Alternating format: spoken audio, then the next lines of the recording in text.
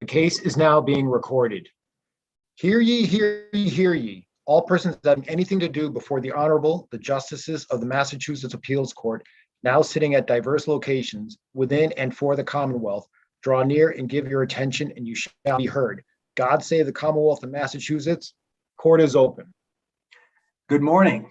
Thank you very much. Welcome to this special Zoom sitting of the Appeals Court. I am Judge Milkey. With me are my colleagues, Judge Massing and Judge Hershfang, and together we are your panel for the 5 cases we're hearing today. There is one case that is off the list. You both have done arguments before us before. In the first case, which is DR versus DC 2021 P300, I would caution the parties that the case is partially impounded.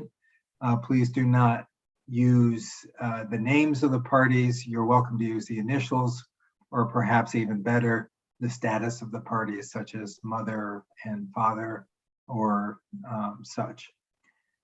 We have read the briefs in each of our cases and are familiar with both the facts and the arguments. So we would urge you to cut to the chase to the extent possible, since as a general matter, 15 minutes is not a great deal of time. That said, should you feel like you have said your piece, there is no shame in metaphorically sitting down. As one of my colleagues used to say, if you hit a home run, there's no reason to run the bases twice. And with that, we will turn to the first case, and Attorney Sheff. Good morning, Your Honor. Lynn Eisenman, may it please the court on behalf of Mr. C. Okay. Who I will refer to as father, as the parties share children together. Your Honor, father is asking that you vacate the restraining order that was issued against him. I would like to start with the issue of him not being allowed to obtain, and because of that, ultimately not able to offer into evidence, the GPS monitoring records of his locations that were being held by probation. As he had testified to during the hearing, to protect himself from the very allegations that mother was making against him, which were, that he was near her house, in a park that was nearby her house. He had arranged for and obtained a GPS ankle device. And those records were held by the probation department of that court. And so prior to the hearing, his attorney had filed a motion. Attorney Eisenman, sure. I want to step in. Quick question. Do we have, is there anything in the record, about when he was outfitted with the GPS bracelet? There's nothing specific other than his boss's testimony of him taking a day off to obtain that, other than that. But, the motion that was filed, seems to, on its face, address the fact that this would have covered the period that of really in November of 2020, and then the early part of December of 2020, which is the main time frame that mother was alleging his whereabouts near her residence. Obviously, the purpose of that motion to obtain those records was to detail, where his specific location was on the certain dates and times that she alleged that he was near her house. And we have contradictory testimony from her saying one thing, from father and his boss and coworker saying something else, that, no, he wasn't near her house on those days. And in fact, during at least certain time periods, specific time periods, he was at work with the folks, at least one of the folks who testified on his behalf at the hearing. So really, attorney, if I can just cut in some contexts, the specific dates and times are critical. Say it's a murder case, we know when the victim was killed, and there's an alibi defense, and I was not there. In the context of a case like this one, how important are the specific dates and times? For example, one can easily imagine a situation where the victim in the context says, well, I believe it was last Tuesday, and she was wrong. It was last Wednesday, but that doesn't undercut otherwise that the evidence that the abuse happened. Where are we on that spectrum here? So I think mother's testimony was very specific on dates, at least. They were detailed. It was November 2nd, November 3rd, et cetera, et cetera. And on some of those dates, there are specific times. Many of the dates, there are not specific times. But on certain dates, there are. And she says, between 12:15 and 12:45 p.m., I went to the mailbox, or between 1:15 and 1:45 p.m., I went to the bodega. And that's when I saw him near me. So for those particular circumstances, certainly we have the specifics. On other dates, if he's being tracked and monitored as to his location, even though she might not give a certain specific time, she does give the date. And if we can say, well, he wasn't anywhere near that city or town because they're different, they're far away from each other relatively, then we know at least that date he wasn't there. But, she is specific in her testimony, at least as to the dates. So if I could ask a follow-up question about the GPS thing. I mean, one of the things it's impossible not to notice from the procedural history is that the motion was sent. I'm not using the word file because you've conceded it doesn't appear on the docket, but the motion was sent, I think, the morning of the hearing. Correct. Or is that right? And then yes, the issue was not raised before the judge until basically the end of the hearing. And so if these records were as central to father's case as you maintain they were, what are we to make of the lack of diligence in making sure that they were before the court for that hearing? So I guess a couple of things. So the return date for the two-party hearing was originally scheduled for December 18th. And it ended up, they took some testimony. I don't want to go outside of the record that I produced, other than to say, as you can see on the restraining order itself, that hearing was terminated. And it was continued to the 22nd, and they started anew at that time. So, the motion was then filed the morning of it was prepared, dated the 21st, it was filed the morning of the 22nd. I will say, not the most artful way of presenting it. I can acknowledge that. Counsel did delay until, towards the end of the hearing. Some of that, not to blame Zoom, but it is a different beast when we're not in the courtroom and we're trying to do things over Zoom and we're not in front of people. It was before the court. It was sent to the court clerk's email address that was publicly available. It was offered and presented, as I say, maybe not the most artful way, but it was there and raised as an issue.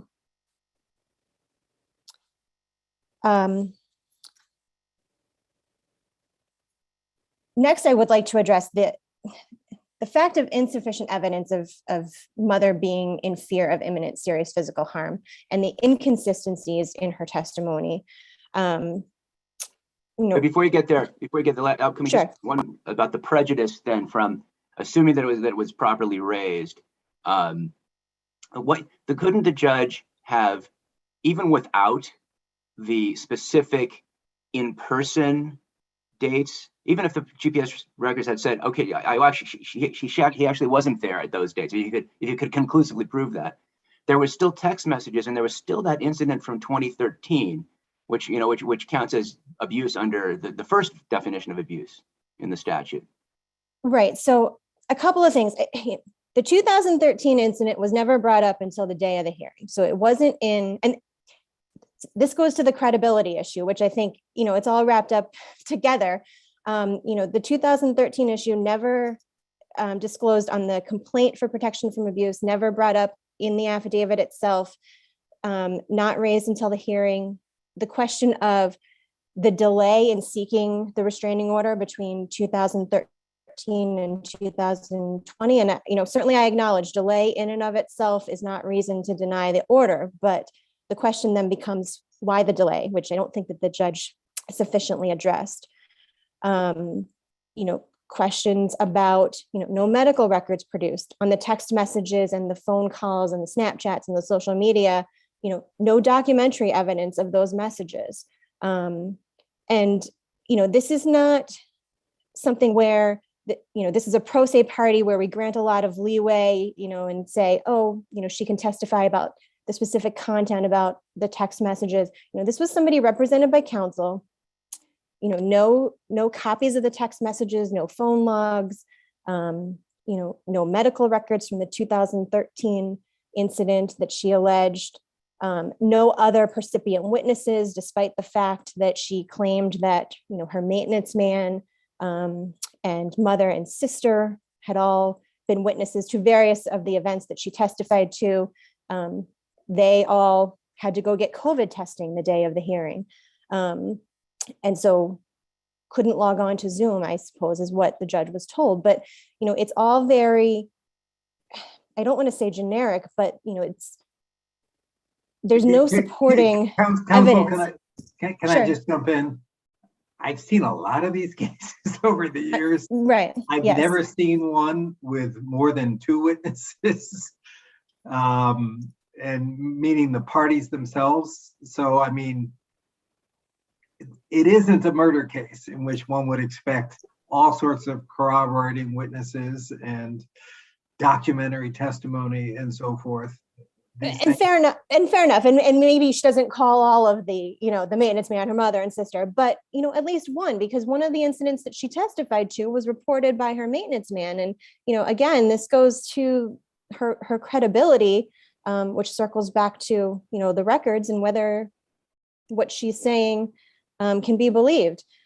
One of the issues. So if I may, I just Sure. want to make sure I'm sort of following on the credibility front. I think if I read and hear you correctly, that in a way, one of your main arguments, if not your central argument, is that the mother should not have been believed, in part because she had no corroborating evidence, in part because maybe if the GPS evidence had been available, that might have been another reason to cast doubt on her veracity. In other words, if the GPS showed he wasn't there when she said he was there, maybe that would have had sort of a extra effect on the judge in terms of assessing mother's credibility. And therefore, taken as a whole, your client maintains that the credibility determination was wrongly made by the judge. Am I right as far as I've gone? Okay. Correct. So yes. then, I think considering that what we're addressing here is an abuse of discretion standard or error of law, what makes it an abuse of discretion by the district court judge who actually saw and heard the parties to have concluded that mother was more credible than father about these incidents? So I think there's a couple of things. So when the judge is talking in her, when she's giving her finding and getting ready to issue the order, she talks about the 2013 incident, and she says, that allegation is something that, quote, any woman, any mother wouldn't necessarily make up. That's a very broad assertion, and not, narrowly tailored to this particular case. She's just, to me, it sounds like she's just assuming that no woman's going to make up about having a seizure as a result of physical abuse while they're pregnant. I think that's an abuse of discretion. I think they're, ignoring inconsistencies in the testimony, which I've pointed out in my brief. Also, there's the, mother was scolded a couple of times during the hearing about, another person being in the room and answering the judge's questions. She was coaching the 8-year-old daughter during her testimony. She didn't take into account the fact that this little 8-year-old girl makes a comment about being snatched from her mom when she was 2, and her dad putting her into foster care. That's clear coaching. For somebody to remember that from when they're 2 years old is highly suspicious, and that's never addressed. And I think that's the abuse of discretion. All of those items kind of tied together. Counsel, And sure. what is the current status of the order? The order itself expired. I realize that that does not moot this case, but was there a new order put in place? There was, Your Honor, yes. There was. And finally, I just wanted to address the issue of the party's children being added to the restraining order. This was the case where DCF had custody of these children. They were placed with mother and in her care, but nobody from DCF was present at the hearing. DCF was not requesting, they were not the petitioner requesting that the children be either added to this particular restraining order or obtaining their own restraining order. The judge flat out stated she doesn't care what DCF wants or doesn't want. And the issue is that DCF, because they have custody, it's their authority to control visits and access to these children, certainly subject to the abuse of discretion. But they weren't there seeking this order. And so I would say that the judge had no authority to include the children on the 1-year order, perhaps on the ex parte order, because, just as a temporary stopgap to kind of see what was going on, but certainly not on when the order was extended, because again, DCF had custody. My understanding is that the father has not seen the children in a very lengthy time. If that is accurate, then why is it a big deal either way, whether the children are or are not on the order? Well, that's what mother claimed, and although he did testify during the hearing that he had actually had, it had to be a Zoom visit, but it was a Zoom visit during one of those days where mother actually testified there was an incident, but that he had a Zoom visit with the children on that day. The rest of it, I don't know the extent of his visitation in full, because that really wasn't addressed during the hearing. Now, just to be precise, are Zoom visits prohibited by the order or not? I believe that they would be. It doesn't specifically say, but it is no contact. So until there would be a specific carve out allowing for that, I think a Zoom visit would be considered contact. Interesting question. I see that my time is up, so if the panel has no further questions, I would rest on my brief. Let me check with my panelists. Seeing none, we will hear from attorney, if I got this right this time, Attorney Cohen. Morning, Justin Cohen for DR, which I will refer to as mother. Mother and DC were in a relationship that ended 7 or 8 years before the hearing, and they had 2 children together. They're in DCF care, but they live with mother. This case qualified as DC causing mother physical harm and putting her in fear of a serious imminent harm. There were witnesses on both sides of this issue. There were for mother, she testified, her fiance testified, and her child testified. For DC, he testified, his father testified, his employer testified, and a colleague testified for him. When the judge credited that when mother was in 2013, when mother was 5 months pregnant with their second child, DC punched her, kicked her, and threw items at her. And as a result, she had a concussion, she had a seizure, and she almost lost that middle child.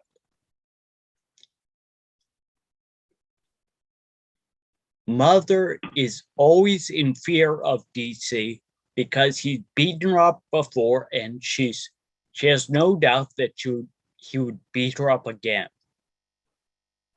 She's so scared of DC that her landlord is ready to move her. the judge credited that DC sent her, called her and sent her messages. For example, I'm sorry, Attorney Quinn, I'm going to interrupt you. We're familiar with the record. Can I ask you about the GPS records? It's obviously the GPS records might not negate the texts, and they might not, negate the snaps, and there might be date discrepancies. However, wouldn't they go to your client's credibility? And isn't that taking something out of the defendant's hands that he should be entitled to do to challenge your client's credibility? In this case, to answer your question, in this case, the absence of the GPS records was harmless because the judge credited his business records of his employer that he might be at those locations, but that doesn't.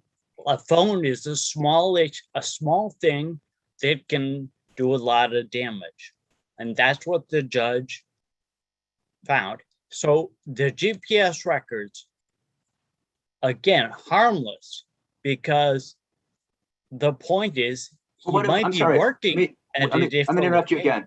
What if the GPS records showed that on a couple of occasions where the mother said that the father was outside of his truck, or he was, in front of the screen door or whatever, disproved those things? But the judge didn't credit any of the issues about when he was coming by her house. Just credited the 2013 incident and the calls and the texts. And so the judge heard the evidence about the calls and the text. One of the, for example, that he would come into her house and slit her throat, and that the children would just get a snapshot of the house, mother's house. And then later, he said that he would beat her head in. And later, she was at a farm with her children, and he called and then sent texts that he insisted that they meet up, or else he would tell everyone that she was a whore. This is what the judge credited, because he could use the phone, he could use it to a lot of damage like this. And the judge heard all the testimony. And it's interesting that he's not crediting the child who testified. There was some coaching, but then it stopped. The judge noticed that, and it stopped. And so there was testimony from their child,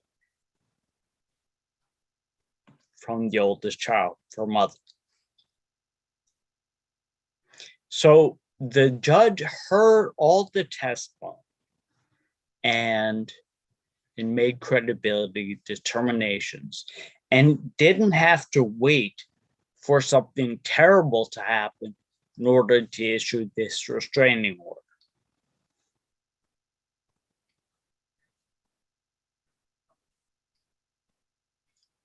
About the children, DC had never established any visitation with the children. And the children were in fear of him. There was no testimony that any child had any urge to see DC. They called him by his first name. And mother had seen a therapist. The children had seen therapists. There was an incident where reportedly the child saw saw DC at the window, which ultimately reportedly was broken, but when it was repaired, the children were so afraid that DC would come in and kidnap them. And so they saw therapists. So again, the GPS issue, just harmless, because he already had the business records about where he was at different locations. And it's not about allegations, it's about what the judge credited, because the judge heard the testimony and couldn't make credibility determinations. And the judge credited that mother was dealing with all these allegations from DC, the text messages, the calls, and the 2013 incident.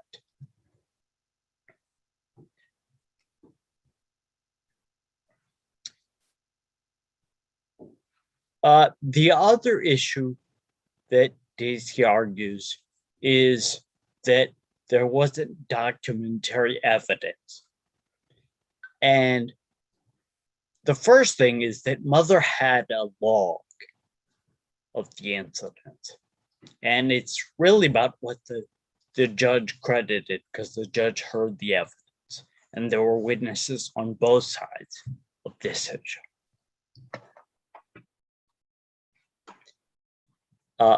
So the judge said, you know, ultimately, like in a perfect world, she would like documentary evidence, like a police report or something like that. But this wasn't a perfect world. And she admitted that sometimes if someone is like really scared, like mother of DC, it might be a situation where they're so scared that they're worried that police would make things worse. And so the judge made credibility determinations and decided this wasn't a perfect world, but made these credibility determinations. For the record, I want to correct something I said earlier. I said I'd never seen a 209A case with more than 2 witnesses. As Attorney Cohen points out, there are several witnesses here, in fact, 7 of them. So I can't say that, at least in the next case.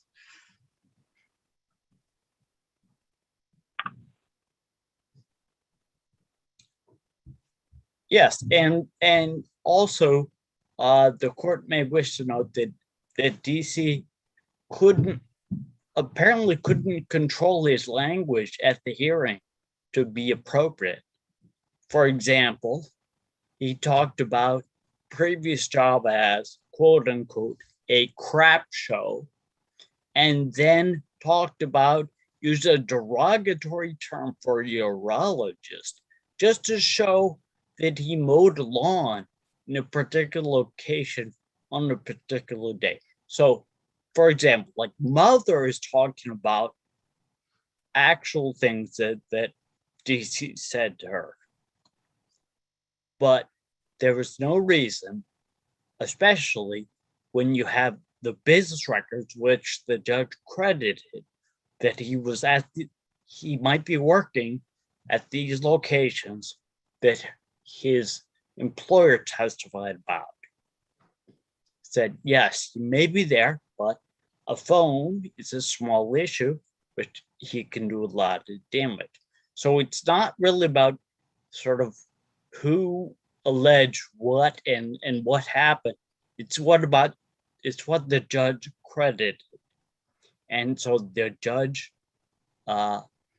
issued their restraining order and put the children, thought that it was on the children's best interest to be on the same order. So I asked this court to affirm the restraining order that was issued on December 22nd, 2020 for a year until 2021, which, by the way, has since, I understand, has since been renewed for some other time, maybe moot, but DC would lose this appeal. And so I asked this court to affirm the restraining order. Let me see if either of my colleagues has a follow-up question. Seeing none, thank you both very much. The case is submitted.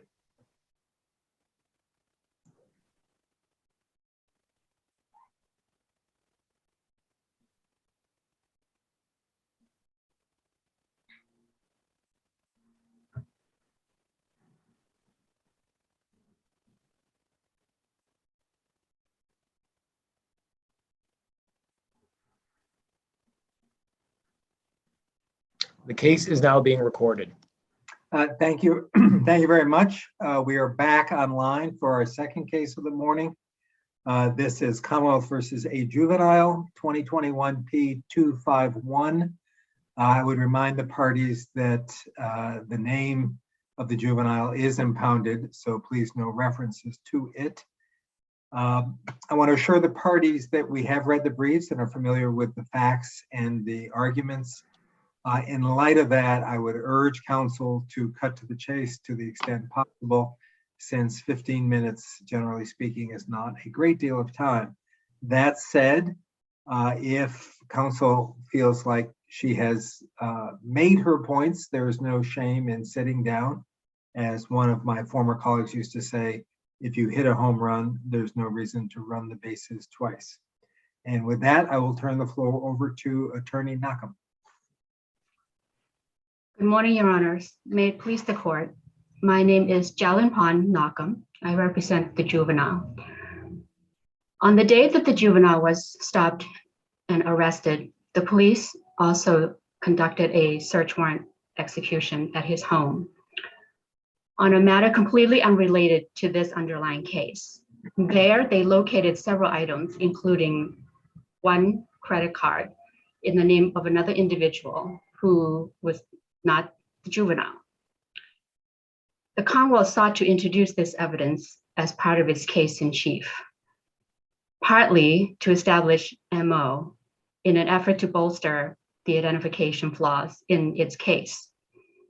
The motion judge denied the request to introduce this as prior bad act on the basis that the Commonwealth had failed to even meet the very low threshold to establish by a preponderance that this juvenile was in fact the actor who committed the conduct, specifically the break-in that the Commonwealth had intended to use there as part of its underlying case, the case that is before this court. At the trial, however, after the defense challenged the police regarding the integrity of their investigation under Bowden, the trial judge at sidebar at the Commonwealth, after the Commonwealth requested it, entertained and revisited this issue once again. The trial judge then decided and ruled that the Commonwealth was entitled to introduce this evidence as rebuttal because the defense had opened the door to such evidence. This was clearly erroneous. The defense was very focused in its challenge of the police investigation, as the cases cited by myself and even the Commonwealth suggests that as long as the defense's challenge to the police is very narrowly focused, the Commonwealth is entitled to rebut those challenges, but they have to be proportionate to the challenges raised by the defense. Here, the defense focused on three particular things. One is the police's failure or decision not to dust for fingerprints. There was evidence that the juvenile or somebody entered the victim's home on his own, clearly accessing it through at least the screen door and the outer door. So at the very least, the knob would have been turned to gain entry. Second, the detective who the defense challenged had put together a photo array. The detective could have shown this photo array to at least two sets of witnesses, one being the complaining witness who came forward. There's no reason given why the detective did not show her the photo array, other than he seemed to suggest that because she had gone to the site or to the scene where the juvenile had been detained, that a photo array at that point was not necessary. There was some evidence to suggest that there were two landscapers who were nearby who could have or provided some general identification of individuals they saw in the area. The police never showed them the photo arrays either. Detective Brewer suggested that the lead with respect to the landscape was just fizzled out. So he was not able to provide any specific information as to why that was never followed. Lastly, there were two names of individuals that materialized during the course of the investigation. The defense rather, asked the detective about those leads. And he was also unable to provide information as to why those leads were not pursued. So those are quite different and distinct from the challenges that the trial court allowed the Commonwealth to rebut, allowing the evidence of the Prior Bad Act, which was so flawed, pardon me, was so flawed that the motion judge denied the Commonwealth's request to admit it on the basis that it could not even meet the threshold. Can I ask a question about where you're saying the line should be drawn? I think there's two places you could draw the line, based on your argument. One, you could say they should not have been able to ask about the search warrant at all. Or the other line would be, okay, they could ask about the search warrant, but they should not be able to say what the search warrant found. If they had just testified, we did a search, that would have been enough to show they'd been diligent without bringing in the evidence for that, of the other woman's credit cards or ATM. So where are you saying the line should be drawn? I tend to agree with Your Honor's assessment just now. That is, I think the court could have allowed the government to introduce evidence of the warrant execution. Even then, I would be cautious in that it comes still dangerously close to violating the tenets of what rebuttal would have been permitted under Bowden, simply because it was completely a separate investigation, unrelated at all to this underlying case. And I think, as a matter of fact, the evidence or the items that the police were able to obtain there had not even been reported stolen, where the government specifically indicated the only reason why it wanted to introduce it was to establish an MO and by extension to bolster its identification case, which I think everybody would agree that was problematic here, where the government was unable to even meet that very low threshold, preponderance of the evidence. And the motion judge even said that they couldn't even meet such a low threshold, that they were unable to use it as its case in chief, understandably. So the fact that it was allowed at all at the trial makes no sense on so many levels, not just that there was no connection, which is what the government was trying to do, and which is what the motion judge says, tying this particular juvenile to the act that the Commonwealth was trying to tie this particular action to. And moreover, it was completely unrelated to this underlying case. So it didn't rebut any of the three things that I had just previously discussed. It did not rebut the fact that Detective Brewer did not show any of the witnesses the photo array that he had put together. It did not rebut the fact that he or any of the other officers failed to dust for fingerprints.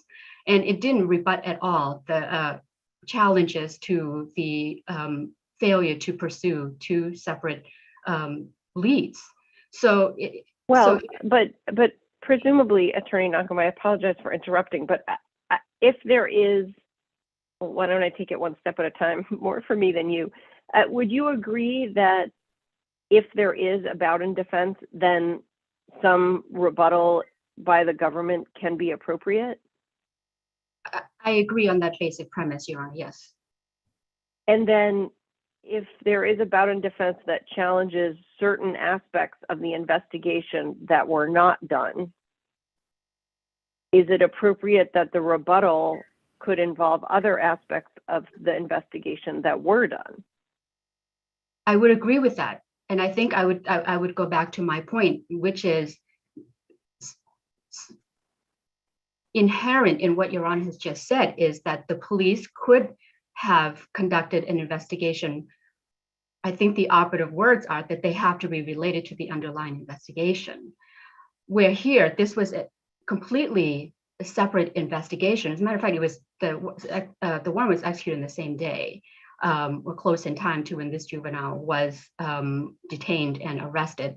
So I think we can assume from that that the application was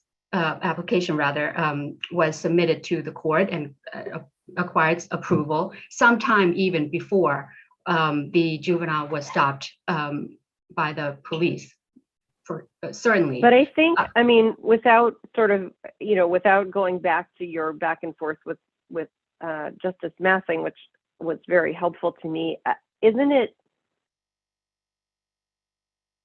Why should the offenders be punished for having come to this offender or potential offender through two different routes at the same time? In other words, I hear you that, perhaps your perspective would be different if, for example, the warrant had been executed the next day on the basis of what actually happened in this case, right? I trust you would potentially see that differently.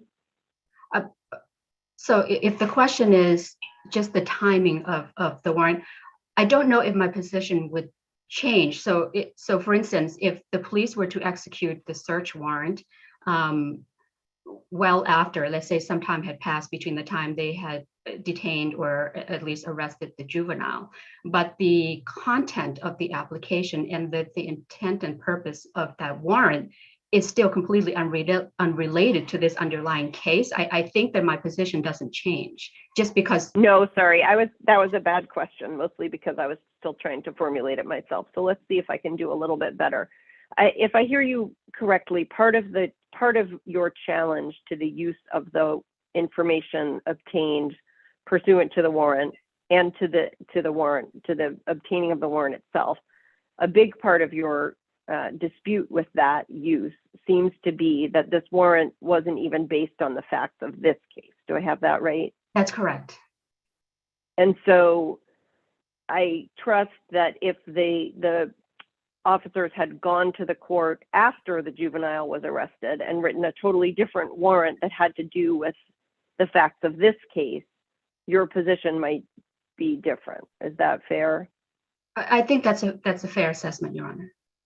And so I guess what I'm getting at is that if you look at the rules and the interplay between probativeness and prejudice, one of the things that those rules are designed to address is whether the evidence that is challenged actually goes to a common scheme or plan, method, that sort of thing. And so what I'm very inarticulately trying to get at is, it seems that this may be a case where the law enforcement officers were looking for someone who was engaging in this type of activity, breaking and entering, theft of personal, small bits of personal property, credit cards, change purses, that sort of thing. And whatever investigation they were doing led them to the juvenile.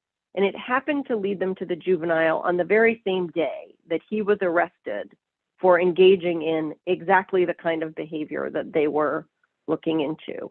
And so I guess what I'm trying to get at is, what do you think? I mean, it's not as if it was an investigation, I presume. It was not as if the investigation that led to the warrant was, a murder investigation or something totally different. But if what we're looking at here and what the court should be balancing is, how probative is this evidence that this person is the person who commits this type of offense? The fact that the warrant arose in the context of an investigation that was not this particular woman on this particular day strikes me as perhaps not as much of a distinction as it might otherwise be. And I'm sorry I had to take so long to get to that point. Sometimes my brain is slow. I appreciate that, Your Honor. I think I understand where Your Honor is coming from in that there's a sort of overarching pattern, right? Some items were stolen from 2 separate locations, which I think the Commonwealth argued was close to each other, meaning it just geographically close to one another. I think the smaller and more nuanced question, which is what the motion judge addresses, where's the evidence that in finding these items in the juvenile's home that ties him to the actual conduct of the break, right? So the motion judge actually distinguished, well, if we're looking at, say, receipt of stolen property, the analysis may be different and the conclusion may have been different. But whereas here, it's so much more narrow than that, which is because of the problematic identification. Really what the Commonwealth was left with is pattern of conduct, or MO, and where the items in his home did not belong to him, presumably, that therefore we have to take this leap to say that, well, he must have broken into this other person's home in order to obtain these. And that's where the motion judge had trouble with, which is, where's the evidence with that? And that's what ultimately led the motion judge to say, I'm not finding that you've met that threshold, so I'm denying it. So the characterization of how that materialized never changes. So the fact that now at trial, the defense has challenged on 3 very specific narrow issues of police's failures or decision, rather, if the Commonwealth might prefer to have it characterized in that manner, to pursue certain leads, say, this is not at all, this does not rebut that in the very least. I see that my time is. Counsel, I at least have one more question, and that is, if the judge had adopted the lines suggested by Judge Massing, so allowed testimony about the execution of a search warrant, but kept out the results of that search, why wouldn't that have been misleading to the jury, who might well sit there and think, oh, they didn't find anything? I tend to agree that that would be left open to interpretation, but I think that if that's where the case was left at, it would certainly not be as damaging as to then follow up with the testimony regarding what they confiscated from the juvenile's home. So I think if we are here and that is the scenario, I think we'd all be hard pressed to say, well, that is not, that is proper. I'm sorry that I'm not saying this well, but that may be proper rebuttal to the challenges raised by the defense. But even then, I think I would reiterate that it comes dangerously close for both parties, because it leaves too much open to interpretation by the jury. Counsel, let me just check with my colleagues to see if one quick question, if I may, and I hope I think it's a yes or no question. With respect to the motion to suppress, particularly the stop of the stop and frisk. As I read your brief, you're challenging whether there was reasonable suspicion to stop him. You're not challenging whether the pat frisk was improper or the police used excessive force to effect the stop, right? That's correct, Your Honor. Thank you. Okay, thank you very much. We will now hear from the Commonwealth. Good morning. May it please the court, Assistant District Attorney Laura McLaughlin on behalf of the Norfolk District Attorney's Office. Where the juvenile challenged the adequacy of the police investigation, the court did not abuse its discretion in allowing the Commonwealth's rebuttal evidence about property observed in a search warrant executed in the defendant's home immediately following his arrest.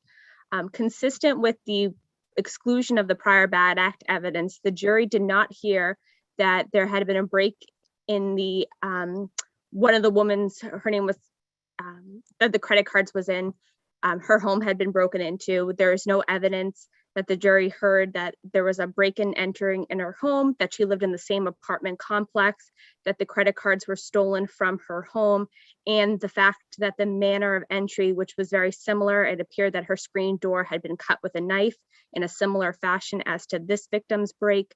The jury, consistent with that ruling, heard none of that evidence. What they did hear is that what the police did in showing the thoroughness of their investigation, that they had obtained a search warrant and that was executed in the juvenile's bedroom. Why isn't that interest satisfied by drawing the line where Judge Massing has suggested?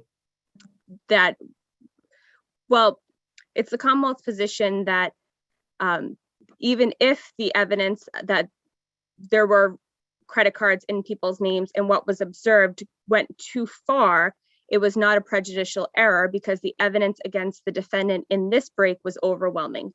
The victim had identified the defendant as a perpetrator. That's a different question. But related to that is that, I mean, a Bowden defense generally, as is true in this case, is basically a defense that says to the jury, you can't be reasonably assured that the police have the right guy because they didn't do enough to establish that. And here you got to put, or your colleague got to put before the jury that this person apparently has done this same sort of theft in the past. He's the kind of person that does these sorts of things. Why doesn't that feed directly into the problem of propensity evidence? And it's that piece of this is sufficiently unrelated to rebutting the Bowden defense that it's highly prejudicial. Well, it's Commonwealth's position it was not highly prejudicial because the defendant here was charged with a break and entering as well as assault and battery on an elderly individual. He was not charged with any property or theft offenses. So any inferences that the jury could draw that the defendant possessed a credit card in a name that was not his was not before the jury. There was no elements of theft or possession of stolen property that he was charged with. Further, the judge gave two limiting instructions in conjunction with this evidence that the evidence was being introduced for the limited purpose of assessing the thoroughness of the investigation and repeatedly emphasized that the juvenile was not charged with any additional crimes. Therefore, it was within the trial judge's broad discretion to omit this type of evidence, and it was not overly prejudicial or a prejudicial error against the juvenile. Can I ask about the? Let me then. Oh, go ahead, Justice Hershfang. If I may just briefly, thank you, Justice Massing. To circle back then, though, to the back and forth with Attorney Knockham, if this evidence is being offered to rebut an argument that the investigation was inadequate, but this evidence wasn't actually obtained in the course of this investigation, how is that fair rebuttal? So the evidence was obtained in this investigation. The record is silent if this juvenile was a suspect in any of the previous break-in entries.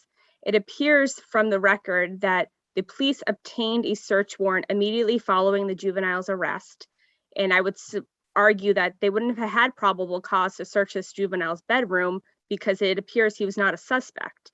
So upon his arrest, upon the recovery of the items and the victim's information of what had just occurred, they had probable cause to believe that this defendant may have committed other breaks or would be in possession of other information.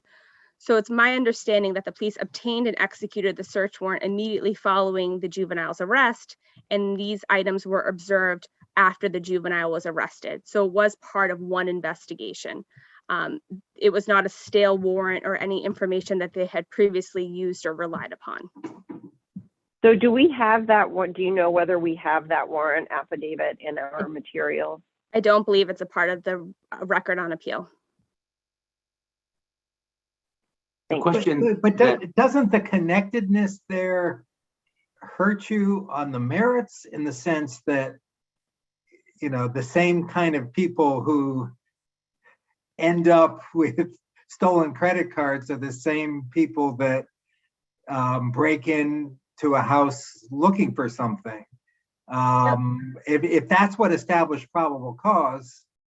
No, then they Your are Honor, gonna- I would respectfully disagree with Your Honor, because those are inferences that can be drawn, but similarly, a jury could draw an inference that Helen Allen was his girlfriend and he had her credit card in his, in his bedroom. There was no information or no evidence put forth to the jury that this individual was a victim of a prior break-in entry, or that any information that the defendant was unlawfully possessing those items. So as easy as is to draw an inference against the juvenile, it could be, drawn in his favor, particularly where the evidence of the prior break-in entry was not put forth to the jury. If Justice Bassing, I don't know if you had a follow-up question. No, I found the answer to it in the briefs. Okay. Thank you. Then I'd like to put.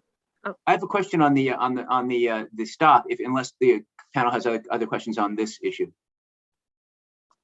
Okay. So how far exactly away were Johnson Drive from Irving Road? I believe there was chalks put to the jury, but it was 1 or 2 streets over in a very close proximity. And the stop occurred within minutes of the 911 call. And I'd also emphasize that the facts of this case are pretty similar, pretty akin to the recent court decision in Henley, where the proximity and timing of the stop was very close, as well as the description of the defendant was more than just a black male wearing a hoodie. It was a young black male wearing a hoodie with green sweatpants. I would put forth that descriptive coloring of the sweatpants was another factor of the reasonable suspicion analysis, as well as the fact that at the time of the stop, the juvenile had the hood of his sweatshirt over his head pulled tightly, and the weather was approximately 90 degrees and he was sweating profusely. All those factors in the reasonable suspicious analysis justified the stop at that time. On the distance, you said there were chalks. I noticed in the motion expressed there was at least one exhibit that was a map. Would it be possible to get copies of those exhibits? Yes, Your Honor. I will speak with the trial ADA. I don't know if it was beyond the map that was shown in the motion to suppress hearing. It might have just been that map and enlarged. But Okay. if there are additional chalks or maps, I will provide them to the court. However, it may I have think we'd be limited to what was actually put in evidence. So okay, it may have just been that, but enlarged for the jury through the testimony. But it's my understanding it is only 1 or 2 streets from the apartment complex, that it's a residential area, and that there was no other individuals observed in the area at that time. Can I just, are you done, Judge Massing? I don't want to. Okay, I just wanted to follow up on the green sweatpants and make sure that I'm remembering the record correctly. If I remember the record correctly, it was the landscapers who described the sweatpants as green, but the victim did not give a color. Am I right about that?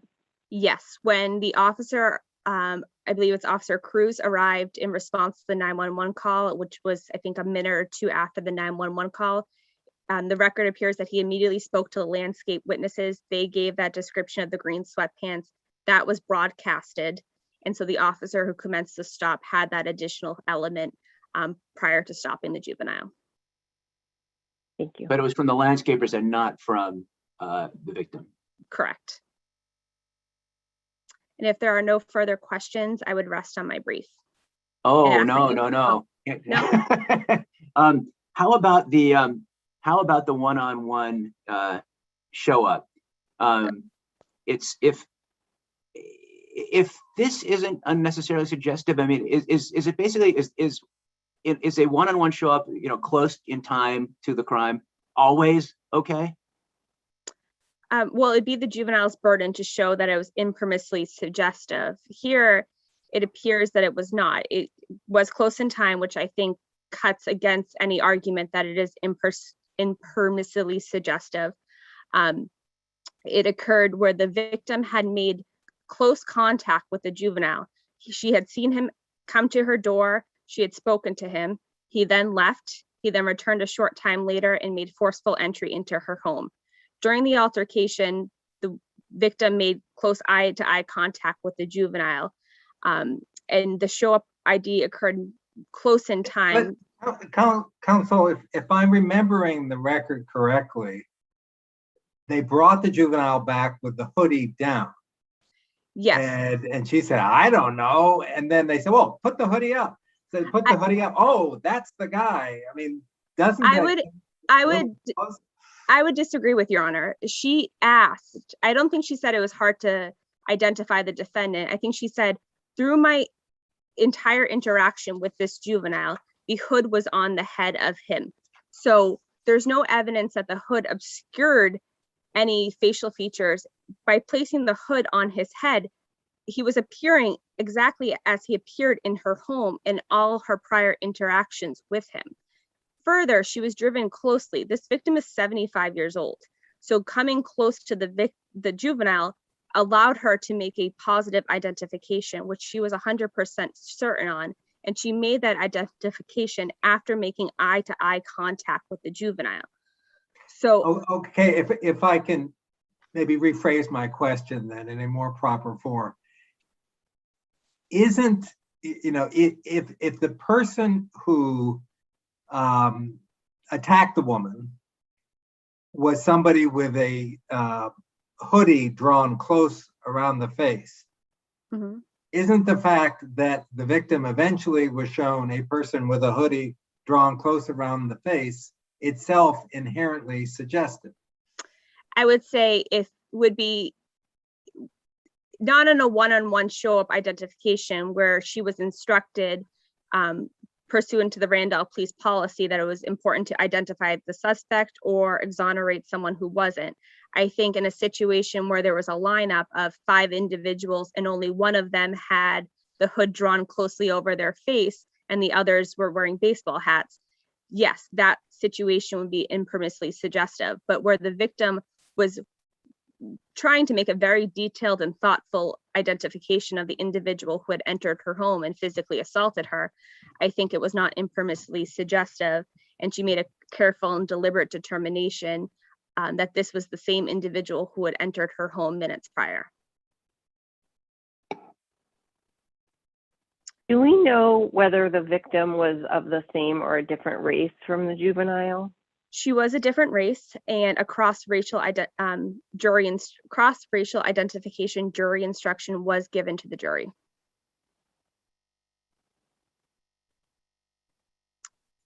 And if there are no questions, I would respectfully rest on my brief and request that you affirm the juvenile's convictions. Let me just check one more time with my colleagues. Now it's okay. Yeah. Thank you. Seeing no further questions, thank you both very much. Very interesting case, well argued. And the case is now submitted. Thank you, Your Honors.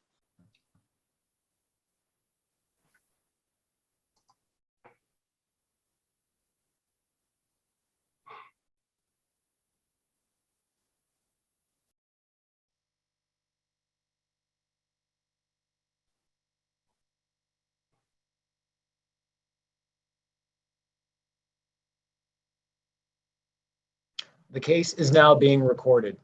Thank you very much. We are back on the record in our third case of the morning, Commonwealth versus Antoine, 2020 P 917. I would remind counsel that the case is partially impounded. Obviously, no references to the name of the victim. I would also remind the parties that we have read the brief, so we're familiar with the facts and the basic arguments. With that in mind, we urge you to cut to the chase to the extent possible, since 15 minutes is generally not a great deal of time. That said, if you feel you've made your points, there is no shame in sitting down. And with that, I will turn it over to Attorney Peterson. Good morning, Your Honors. May it please the court. My name is Jennifer Peterson. I'm here today on behalf of the defendant appellant, Mr. Antoine. If I may, Your Honors, Mr. Antoine raises 3 arguments in his brief, and I'd just like to go through them seriatim. First, with respect to the argument regarding the mistrial, this is a situation where it's a he said, she said case, and reading over both trials, the essence of that you get from what took place between these parties is that they were related, they were age mates, they were related by adoption, they were age mates, and they had a very, very close friendship. As I said, this was he said, she said, so credibility was the issue that this case turned upon. And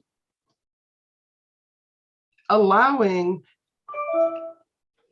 the parties to testify, there was no objection when he was asked, when Mr. Jerome Antoine was asked on direct examination regarding what his relationship was like with the parties, excuse me. He said that we used to date, have sex, and all that. It was Counsel, very, can I just stop you Yes. for a moment? Do you acknowledge that all parties, meaning counsel and the judge, were surprised by where that testimony started to go? I believe that defense counsel was aware of the consent defense. However, I don't think defense counsel did not appear to understand that Mr. Antoine was going to refer to previous sexual relationship between the parties that spanned decades. And the actual testimony was not significant. It was less than a page on direct. Mr. Antoine literally said, we used to date, have sex, and all that. And then Oh, that's quite a bombshell. That's quite a bombshell. In that case, we're not talking about prior sex and all this. Oh yeah, we used to date and have sex all the time. And this one page, it's maybe one sentence, but it's a bombshell, right? I think it took all the parties by surprise. It seems to be a natural response to the question that was asked, which was, can you describe what your relationship was like with the complainant?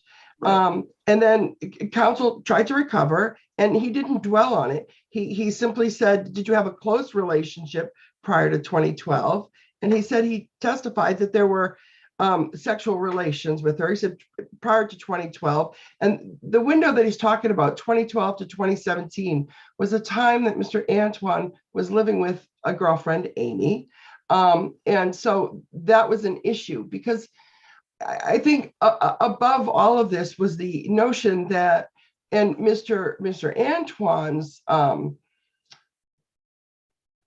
position was that the complainant had feelings for him that were romantic, that weren't necessarily reciprocated, and that over the course of their relationship, which spanned 35 plus years, that they had periodically engaged in sexual relations, and that she liked him more, and that she was jealous of the fact that he had a girlfriend, and that at some point prior to his having a relationship with Amy that began in 2012, that or that was when the death happened of the mother, that the two of them had lived together and spent more time together, and that he was somewhat jealous of Amy, and that was his position. And Attorney Peterson, I'm sorry to interrupt you, but time is short, and the issue is, did the Commonwealth, did the cross-examination and then motion for to strike, was that goading defense counsel into moving for a mistrial, right? That you have to sort of show some sort of bad intent on the part of the prosecutor? Well, I would suggest that, yes, that we have to show some kind of intent. And I don't think that, I conceded in the brief that I don't believe that the prosecutor's intention was to goad defense counsel into moving for a mistrial. However, I would suggest that she did intend the logical consequences of her behavior. She had a very, very aggressive, after the one-page kind of generic references made on direct, the cross-examination begins. Is it fair to say at some point the complainant said to you that you touched her inappropriately and raped her, correct? And she went on, very aggressively throughout it. And, U.S. versus Dinitz tells us that a retrial is barred where the error that prompted the mistrial is intended to provoke a mistrial or. Oh, okay, so I just want to try to parse this out. to what extent do we need to reach the issue of whether or not the judge was correct to strike the testimony of your client? Or are you simply saying, no, that's completely beside the point. It's the aggressive questioning that was done once your client started to go down this path. And then Excuse me, Your Honor. Go I ahead. would say that the fact that the prosecutor opted not to make any objection whatsoever to this kind of generic 1 page worth of testimony by defense counsel, she could have at that point objected. She could have made a motion to strike. She had a number of things that she could have done at that juncture. Instead, she chose to aggressively cross-examine and take a deep dive into what this relationship was like.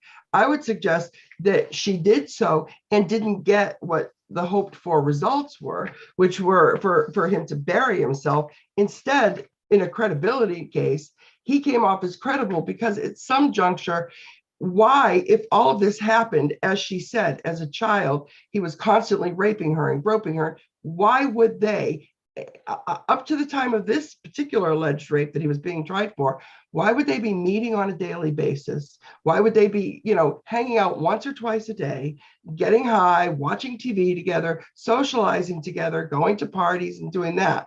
It doesn't fit with the Commonwealth's version of what took place, that she had been abused and raped since she was a child, and that Mr. Antoine was simply lying in wait for his opportunity to finally rape her. So I would suggest she in choosing not to object here, the Commonwealth waived its opportunity to object. In fact, so I believe the motion to strike was out of line. Defense counsel objected to it. I think it's very telling, the fact that when defense counsel, when they struck all of the testimony, what they did is they struck, in addition to saying that, yeah, when we were younger, we used to have sex and all that, what they also struck was the fact that he said this was consensual. This was, yeah, I had sex with her. It was consensual sex. And when that went away, he was denuded of a defense. Defense counsel had no other choice but to move for a mistrial at that juncture, because he lost Mr. Antoine's defense if his testimony was stricken. And Mr. Antoine at that moment was still on the stand. He hadn't had a chance to be recalled. And I would say, counsel, do you acknowledge that there was at least a procedural violation of the rape shield law by your client going there? The rape shield is an evidentiary rule, Your Honor, and it's designed to prevent situations where defense counsel is trying to show a complainant is being promiscuous. It doesn't really, I mean, the law pretty much allows for evidence of consent in a prior history of consented to sexual relationships between the parties. And so upon motion. Upon motion, yes. You may be right that had such a motion been filed, your client would have been allowed to provide some testimony, but isn't the whole point of that to provide an orderly processing of these issues and not the kind of bombshell surprise that blew up the first trial? Well, I wouldn't necessarily characterize it as a bombshell surprise that blew up the trial. I mean, I think an evidentiary lapse like that takes place in many trials, and counsel needs to respond to them. And an appropriate response would have been a motion to strike right then, right there, and to move on with the testimony. And that happens regularly. And if necessary, a curative instruction could have been given. The judge, tellingly, the judge before the second trial did allow a motion in rape shield motion. And with respect to that, like I said, it's an evidentiary question. It's not a be all end all. There's evidentiary rules get bent and broken in many trials. And it doesn't necessarily compel a retrial. And I think in this situation, it should have been and could have been handled very differently. And I think very tellingly, once the motion for mistrial was made by defense counsel, when his hands were tied, there was nothing else he could do if the defense of consent is gone, especially after his client conceded that they'd had sexual relationships, albeit 2 days earlier than when the complainant said they took place. I think that the fact that she said nothing, she had no opinion as to whether or not a mistrial should be granted in this instance, was very telling. Can I ask you, you were about to say something about the Dinitz case before, and the Judge Milkey had a question for you. What was the point you're going to make about the Dinitz case? Oh, or just that it was in the alternative. The Dinitz case says where it's intended to provoke a mistrial or is, quote, motivated by bad faith or undertaken to harass or prejudice the defendant. And I would suggest that this cross-examination shows a bad faith, and it was designed to harass and prejudice the defendant. And I'd also just point to the court, the Commonwealth raised in its brief a case that was recently argued in the SJC, the Perrier case, which seems to my read on it is the SJC, and I'm not too terribly familiar with it, is considering, for lack of better word phrasing, having less of a bar of intentionality on the prosecution's part in prompting a retrial, that there could be a lesser standard, maybe possibly more than negligence, but less than intentional attempt to go to. Should we wait for the SJC to decide? Should we wait for the SJC to decide that case before we decide this one? Possibly, Your Honor, because I think that it may bear on this particular case. I believe it was argued in October.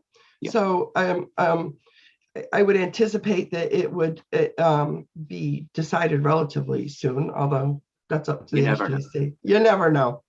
You never know. Moving on to my second argument, if I may, Your Honors, the prior bad acts. Defense counsel in the second trial, defense counsel did his due diligence, made the motion with respect to rape shield. Permission was given if he wanted to raise that issue, but both counsel essentially said, we're going to stick to this particular rape. We're going to stick to the allegations here. We're not going to go back into the past allegations. And defense counsel specifically said that he was waiving his objection to having the complainant recalled only if the defendant testified as to the fact they had a previous consensual sexual relationship. And as Your Honors most likely recall, Mr. Antoine, the complainant got on the stand and said she was raped after a party. She woke up to him having vaginal sex with her after the memorial party. And defendant testified that 2 days earlier that they had consensual sex after his birthday party. So that was how it was left. There was nothing about a previous sexual relationship, nothing to that. Despite that, the judge allowed the prosecutor to recall the complainant to the stand, and she was asked if she consented to that particular sex act that he had testified to. She said no, and then immediately afterwards, she was allowed to testify that he had a history of sexually abusing her and that he had been raping her since she was 7 or 8 years old. So I would suggest that and I would suggest that testimony was not admissible. It was not permissible. It was not admissible. But even if it was, it was far, far more prejudicial than probative, and it should not be allowed into evidence. I see my time is up. If I would rest on my brief with respect to the other issues, especially the prosecutorial misconduct in closing, which I think was significant and highly prejudicial in a credibility case like this. I would just rest on my brief. with Okay, respect to counsel, I that. just need to check with my colleagues to see if they have any further questions. No, thank you very much. We'll hear from the Commonwealth. Thank you, Your Honors. May it please the court, Travis Lynch, Assistant District Attorney on behalf of the Commonwealth. Just to go directly to the double jeopardy claim raised on the motion to dismiss, I believe defense counsel just said that the prosecutor did not have the intent to goad the defendant into requesting a mistrial, but the standard is, I mean, the general rule is that if the defendant requests a mistrial, double jeopardy does not forbid retrial. And the exception that's at issue in this case is articulated in Oregon against Kennedy and then adopted as the law of the Commonwealth of Massachusetts in Donovan. And essentially, the defendant has to show that the prosecutor engaged in misconduct and intentionally caused the defendant to request a mistrial for the purpose of frustrating his double jeopardy rights. And so if the prosecutor didn't mean for this to happen, which is, I think, what the defense just said, then there's no claim here. So, and also— Do you think the pending SJC case has the potential to change the standard in a way that is material to this case? I mean, who knows what the SJC will do, frankly, but I think I have looked at the briefs in that case, and I think that the position that defendant is requesting, I'll just quote, it's on page 7 of his brief. He wants to change the rule to this. He wants the common law of Massachusetts to reach prosecutorial misconduct that deprives a defendant of a likely acquittal where the Commonwealth knows or reasonably should know that the conduct will necessitate a new trial. I'm not really sure if that standard, even if that was the standard here, I'm not sure if that would even change the outcome on the facts of this case, because I mean, how do you know that there's a likely acquittal that's going to occur, especially on the facts of this case where the defendant sent, I mean, just to point out, the defendant sent that text message where he stated that what he did was, or he characterized his own conduct as a violation. So I'm not really sure that, even on that standard, I'm not sure if that would cause a different result in this case. But, the judge applied the old standard. Frankly, I'm not really sure what you would do if they changed the standard. Okay, but going back a couple steps, just speaking for myself, I'm not unsympathetic to the difficult position that the prosecutor found, I can't remember, is himself or herself in. Herself in, but how does she get to move to strike evidence when there was no contemporaneous objection lodged to the testimony in question? Well, yeah, I'm not saying that this is the best practice. That's not, I mean, the best practice obviously is to move to strike immediately. That really is what you're supposed to do. But the question isn't whether we engage in the best possible trial practice, the best possible evidentiary practice. Really, the question is whether whether the prosecutor intended to frustrate the defendant's double jeopardy rights. Your point is well taken, that the best practice really would have been to move to strike immediately. I would point out, I think it's pretty clear on the record, the prosecutor really was quite surprised by this. The trial judge said, I'm surprised, but I think he said that the next day. But your point's well taken. The best thing to do under the circumstances would have been to move to strike immediately. But just because she didn't doesn't mean that the second trial was barred by double jeopardy. And I don't think, and on the question is it relevant whether the judge was right or wrong in striking the testimony? Do you mean relevant in terms of the double jeopardy claim? I don't think so, because, well, as an I guess as an evidentiary error, it obviously doesn't matter because the defendant got to put on the defense at the second trial. As a judicial error, I don't think that you could say that the judge engaged in intentional misconduct by allowing the motion to strike. There's actually a line of there's cases that say this rule in Kennedy about intentional misconduct to frustrate the defendant's rights. It applies to both prosecutorial misconduct and judicial misconduct. A judge can trigger the Kennedy issue. I don't think there's really an issue about the judge engaging in misconduct. And if the judge did err in striking the testimony, as an average ordinary evidentiary issue, the defendant's already gotten the remedy to which he would be entitled.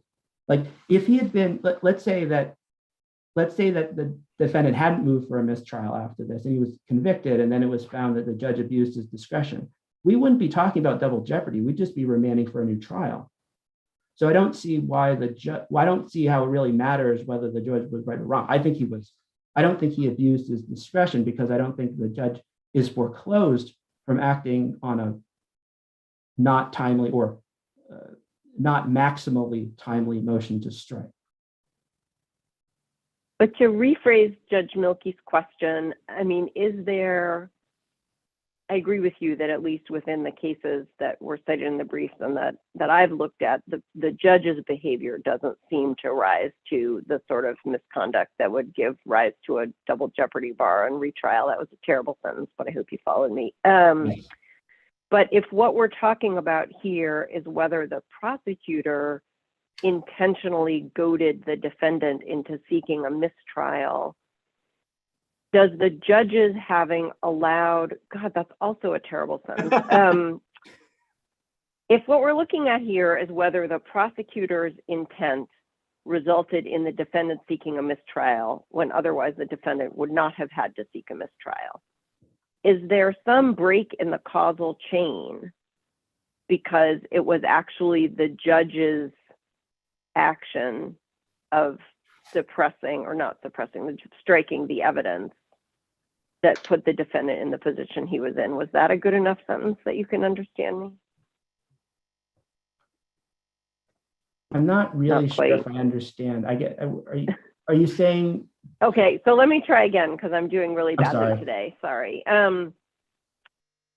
So what we're looking at here, I think, is whether the prosecutor basically caused the defendant to ask a mistrial, intentionally goaded the defendant into seeking a mistrial.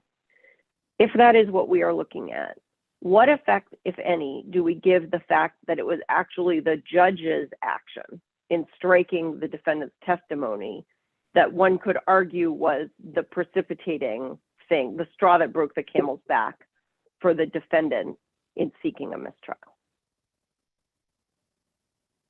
Okay, I don't think it matters that it was specifically the judge's. I don't think it matters that it was specifically the judge's action that caused the defendant to request a mistrial. Again, the issue here is whether the prosecutor intended this. It's just, to use a mens rea metaphor, it's a specific intent offense. And at least on the facts of this case, the judge's findings are on page 8 of the record appendix. The judge specifically found that the prosecutor did not intentionally provoke the defendant into requesting a mistrial. That's really, I think that's really the end of it. Once the judge makes that finding, cases like Cousin was a good example of a case where the judge found the prosecutor didn't have the forbidden specific intent. Obviously she meant to move to strike. But it's not a general intent offense, so to speak. In cases where it's the actions of the judge and not the prosecutor that are relevant to the mistrial double jeopardy issue, who makes the determination that the judge crossed that line? Is it the judge himself? Is it the appellate court? I've never actually seen that happen. The cases say that the judge can have, I don't know what judge would be making I figure someone other than the judge who caused the mistrial to happen, but I don't know. And also that's not what happened in this case. They should invent some sort of court that like oversees lower courts. Yes. But on these facts, I think this court at least is bound by the judge's fact finding. And the fact finding was based upon the prosecutor's explanation in open court, as an officer of the court. And the prosecutor said, I didn't want this to happen. I mean, look at all these. I mean, there's all sorts of disadvantages to the Commonwealth when there being a mistrial because I'm sorry to interrupt. Can we move? Can I ask you about the second trial? Sure. How did the defendant's testimony invite the rebuttal testimony about all the prior, the prior attempts? Well, I would say that if the defendant is making consent on this particular occasion and issue, then I think that it's relevant that there were prior, sexual acts between, by the defendant against the victim.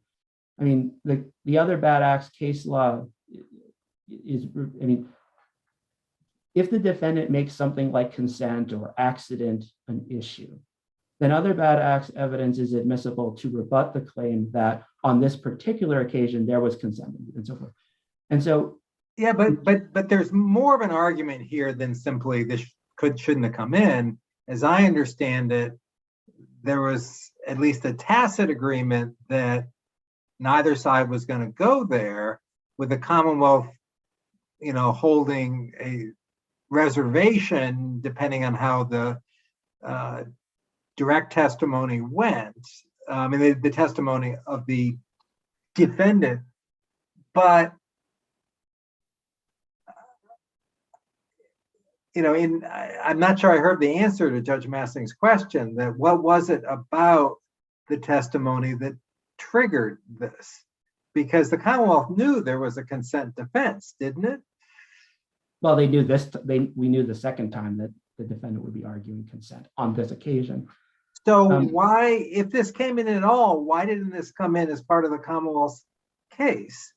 And if defense counsel is correct, that the Commonwealth agreed that it wouldn't come in unless it was, teed up for rebuttal, how did this play out? Well, I think I'm not sure if it was really, based upon my reading of the record, I think there was still some doubt about whether the defendant would be arguing consent. The defendant, if you look at the indictment, the charged conduct was from May 22nd to May 23rd.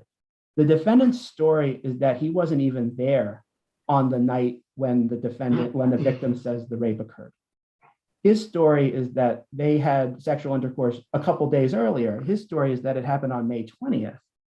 And so the defense is sort of simultaneously, I wasn't there when the alleged conduct occurred, but we had relations on a previous occasion, a couple of days earlier. So, I think it came out at the first trial, the defense at the first trial at least was going to be, it didn't even happen. And so in this trial, I think that the Commonwealth, the Commonwealth didn't want to get into other bad acts evidence unless the defendant decided to say this was consensual, because the original way that this defense came out was, I wasn't even there. I didn't engage in the intercourse. But so I think about 2 minutes ago, you agreed that the Commonwealth knew that defense was consent in the second. Well, I'm sorry. I think that the Commonwealth knew that consent might be an issue. It wasn't clear if the defendant would actually put, the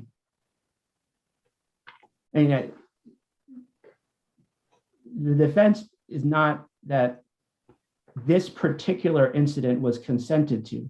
The defense was, I wasn't even there, and we had consensual sex earlier. That's actually what the testimony amounts to. So, does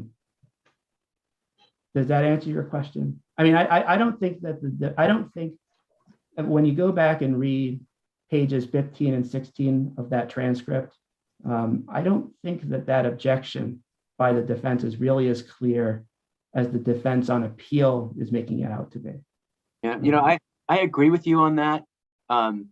And so, but then this troubles me then. So, there's no objection when the rebuttal witness is called. There's no objection to the rebuttal witness's testimony. There's an opportunity to put on the defendant to rebut the rebuttal. That's not taken.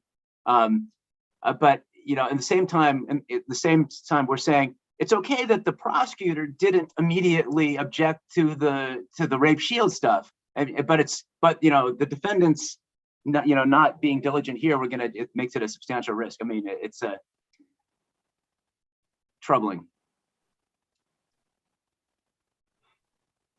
Do either of my colleagues have any follow-up questions?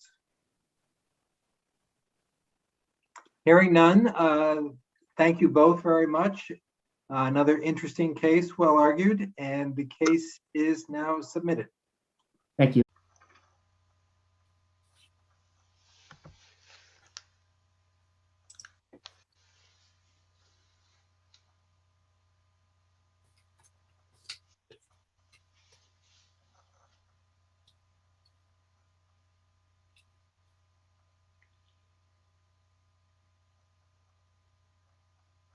The case is now being recorded.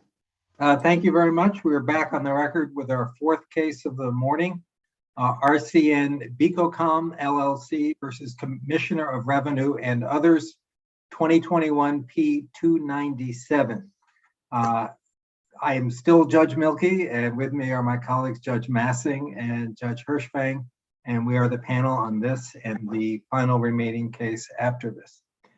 I want to assure the parties we have read the briefs, as voluminous as they are.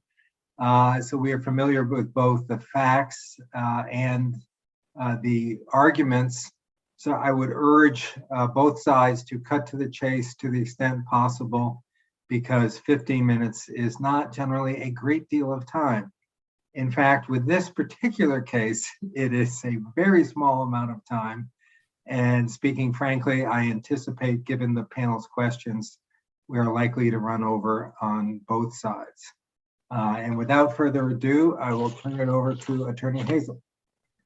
Thank you, Your Honor. Good morning. William Hazel. William Hazel for RCN BECOCOM LLC. Excuse me.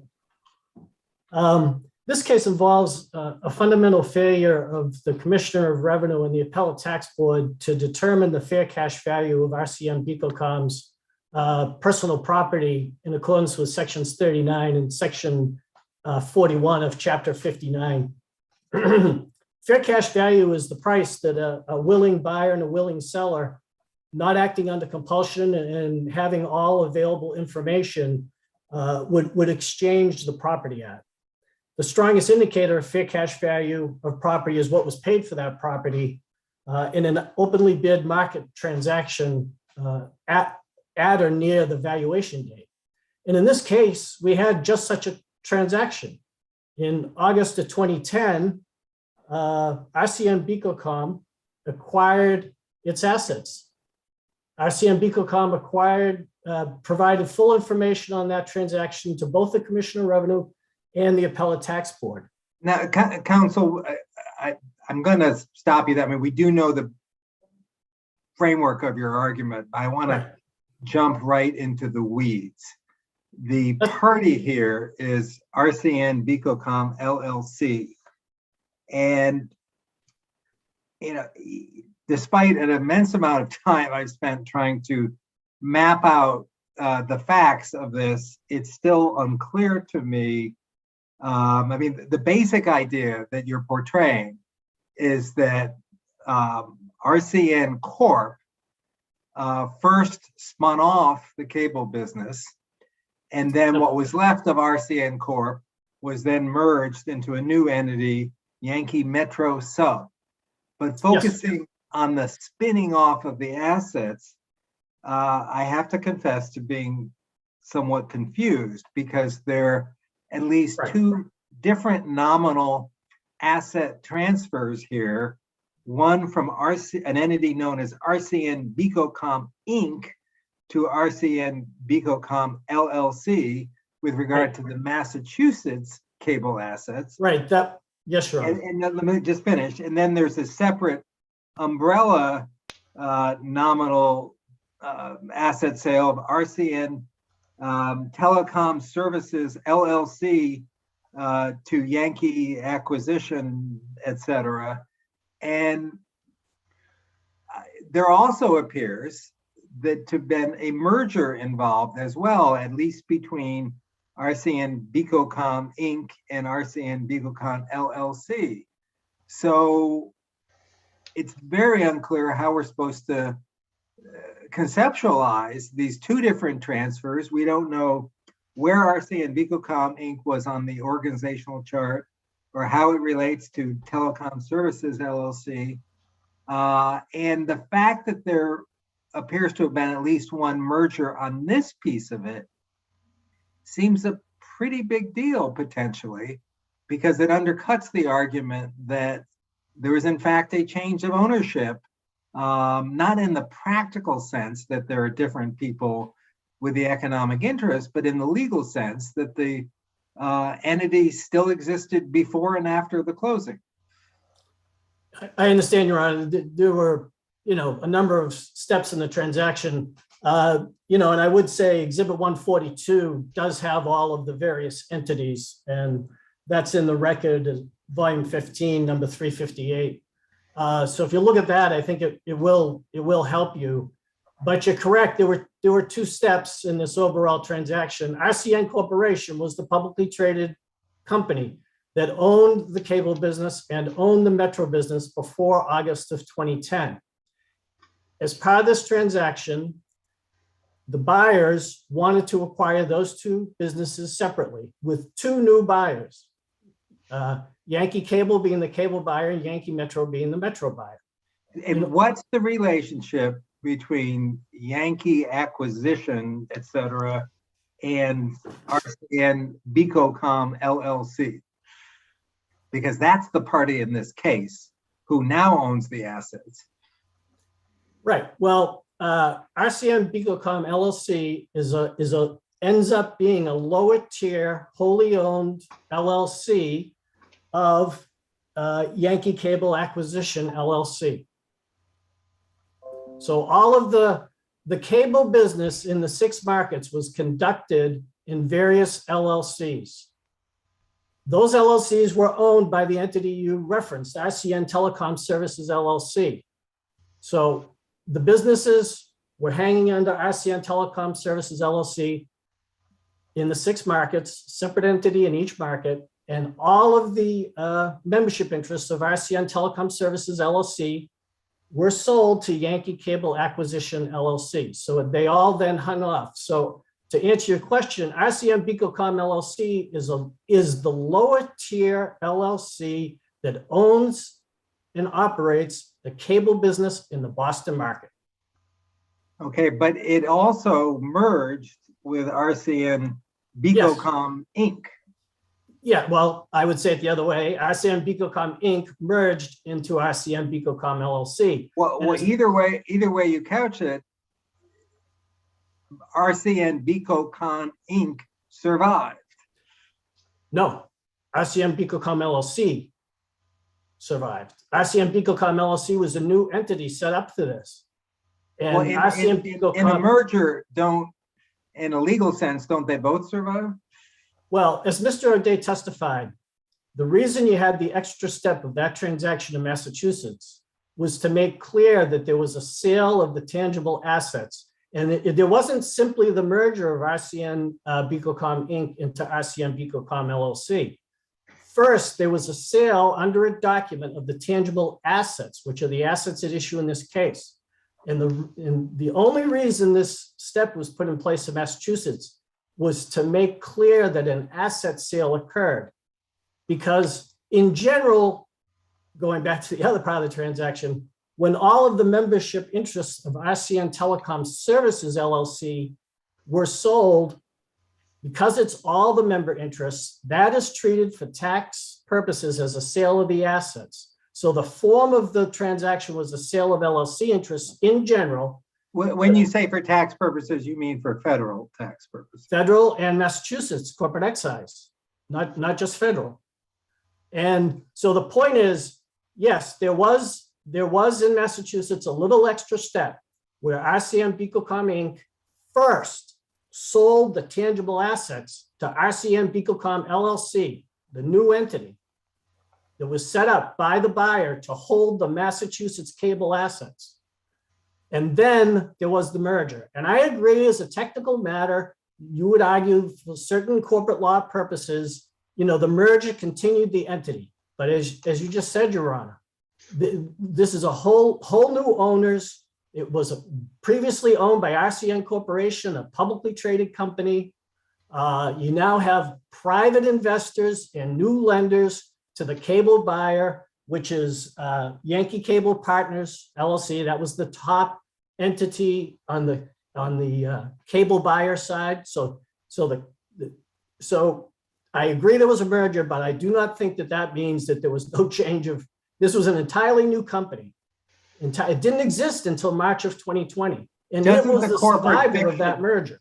Doesn't the corporate fiction of personhood cut both ways? Say that again, Your Honor, please. Doesn't the fictionhood of corporations as people cut both ways? That if the person survives, they survive. But again, the RCN BECOCOM Inc. did not survive. RCN BECOCOM merged. Counsel, why don't we move on? I understand the argument that even though the commissioner's methodology has expressly been approved by the SJC, that doesn't prohibit you from saying no, but in this case, we have such great evidence of value that it doesn't matter that they have this blessed, comprehensive, nuanced scheme in place. Well, but, you know, counsel, please. I'm sorry. It seems that there are about 5 different layers to your efforts to prove top down what the value of the Section 39 assets in each municipality was, because I mean, that's the ultimate question in this case. And I get the first argument that the value of RCN Corp as a business was established by the sale of RCN Corp stock. I understand the second step in terms of attributing approximately 60% of that to the cable business. I understand the third step of then saying, it doesn't mean I necessarily agree that it's valid, but I understand it at least, to attributing what percentage of that was from Massachusetts.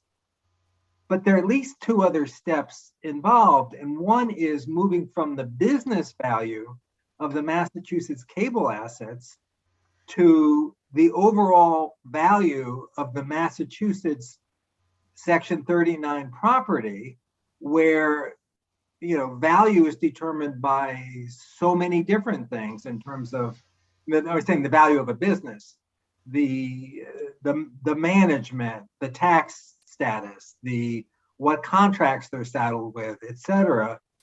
And then after all that is done, you have the question of what is the value of the property in the individual towns. And I'm not sure I even understand what the argument is in terms of how you think the ATB should have done that last step, where, as I understand it, Mr. Riley was the only witness who testified in any kind of attribution or allocation, I should say, on that issue. And I'm having a hard time understanding even what he did. Well, I would just say, Your Honor, that that the allocation to the municipalities can be done on any reasonable basis. The legislative history talks about valuing each company's property as a whole and then allocating to the towns. Now, one way to do it is the commissioner's method, which started with the historic original costs of 2 prior owners and trending it up, based on municipality, trending it up, depreciating it down, and then you have your result. Our point is that those are the wrong numbers because those are not our acquisition numbers. And Section 41 requires that the valuation be based on the situation of the company and its property as of the valuation date. So any reasonable, to get to your observation, I agree, you know, there's multiple steps in it, but the final, once you've got the value statewide in Massachusetts, and there's 18 municipalities, it's not 351. Once you have the value of that property on a statewide basis, which is what the legislative history tells the commissioner to do, any reasonable method can be used. You can do it based on our reported costs to the Department of Revenue. You could base it even on the old historic original cost, but I don't think that's correct because there were problems with that because some of that property we didn't even own, the company didn't even own anymore. So I appreciate the amount of time you've put into it, and I do understand that you recognize that there were two steps to the transaction. It was the sale of the cable business, and once that was sold for approximately $750 million, that $750 million, as required by generally accepted accounting principles, was allocated across the cable assets in the 6 markets. This is we had no choice. The company had no choice. They had to do that allocation.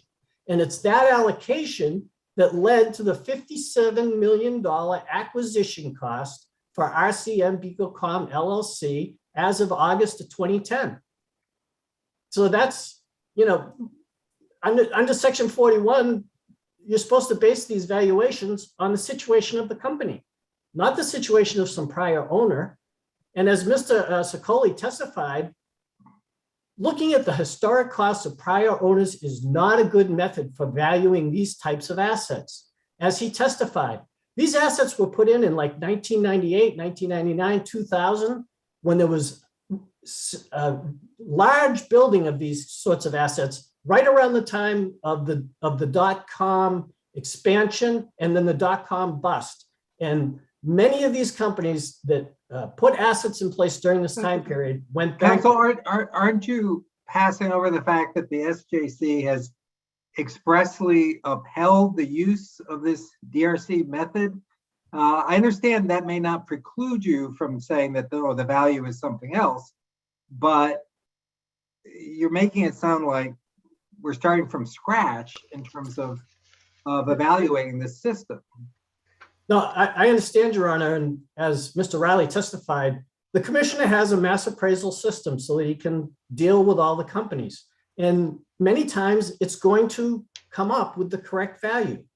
But when you have evidence such that we had here, that the total acquisition cost for all of the Massachusetts assets was $57 million. And 5 months later, the commissioner says the value was $155 million. That's a red flag that the mass appraisal system, in the circumstances of this case, it simply returned the wrong value. Okay, counsel, in the largest sense, what the ATB seems to have said is that there was a failure of proof here, failure of proof that the commissioner had substantially overvalued the assets in each of these particular towns. Why isn't that, viewed in the largest sense, really a question of fact, or at best a mixed question of law and fact, to which a great amount of deference is due to the board? Well, what I would say, Your Honor, is, again, our burden in a Section 39 proceeding is to show that the fair cash value is substantially lower. And, you know, I think our evidence, the $57 million acquisition cost, Mr. Sicoli, the CFO of RCN Corporation, who spent 1.5 years of his life marketing these assets, both the cable business assets and the metro business assets, he provided direct factual and opinion testimony. There's no testimony, there's no evidentiary fact or nothing in the record that disputes Mr. Sicoli's opinion of value on the metro business of $500 million. That leaves $750 million for the cable business. Mr. Sicoli testified directly that he had offers totaling to 585 million for the Chicago market and the Pennsylvania markets. That only leaves 172 million for New York, Boston, and the District of Columbia. And the commissioner's value was 155 million, 5 months after the transaction. Now, the board refused to consider Mr. Sicoli's testimony. And as we say in our brief, that's plain legal error. The case law is clear. When you have an officer. Why isn't it more accurate to say they considered it and discounted it? Because when I read what the board wrote, it said, the board said, since Mr. Sicoli was not the owner of the subject property and had not been qualified as an expert valuation witness, the board found that he was not qualified as such to express an opinion regarding the property's value. That is contrary to 90 years of case law, which indicates that corporate officers that have shown by their testimony that they are familiar with the property can provide an opinion of value. The board also said that Mr. Sicoli's opinion was not supported by a recognized valuation method. That's not required by the cases. It's the familiarity with the property that allows a corporate officer to provide an opinion of value. And at the hearing, the hearing officer, it took 2 seconds to reject an objection to Mr. Sicoli providing that testimony. As the hearing officer said, this man was the CFO of the selling corporation. He stands in the same shoes as an owner of real estate. If he has shown that he's familiar with the property, he's entitled to provide an opinion of value. Okay, counsel, we're way over time. I want to turn to a couple other arguments. The replacement cost versus reproduction cost argument. Yes. Is there some place in the record that, which is a very large record, we would go to and see a statement along the lines of, and this meant that the figure was overvalued by $30 million or, you know, some other figure, some statement of the materiality of this alleged error? Well, yes, and Mr. Not a dollar statement, Your Honor, but Mr. Riley testified that the system as built out was meant, the backbone was meant to provide service to 50 communities. And RCN BECOCOM has never got there. They've only got service in 18 communities. So that's significant overbuild.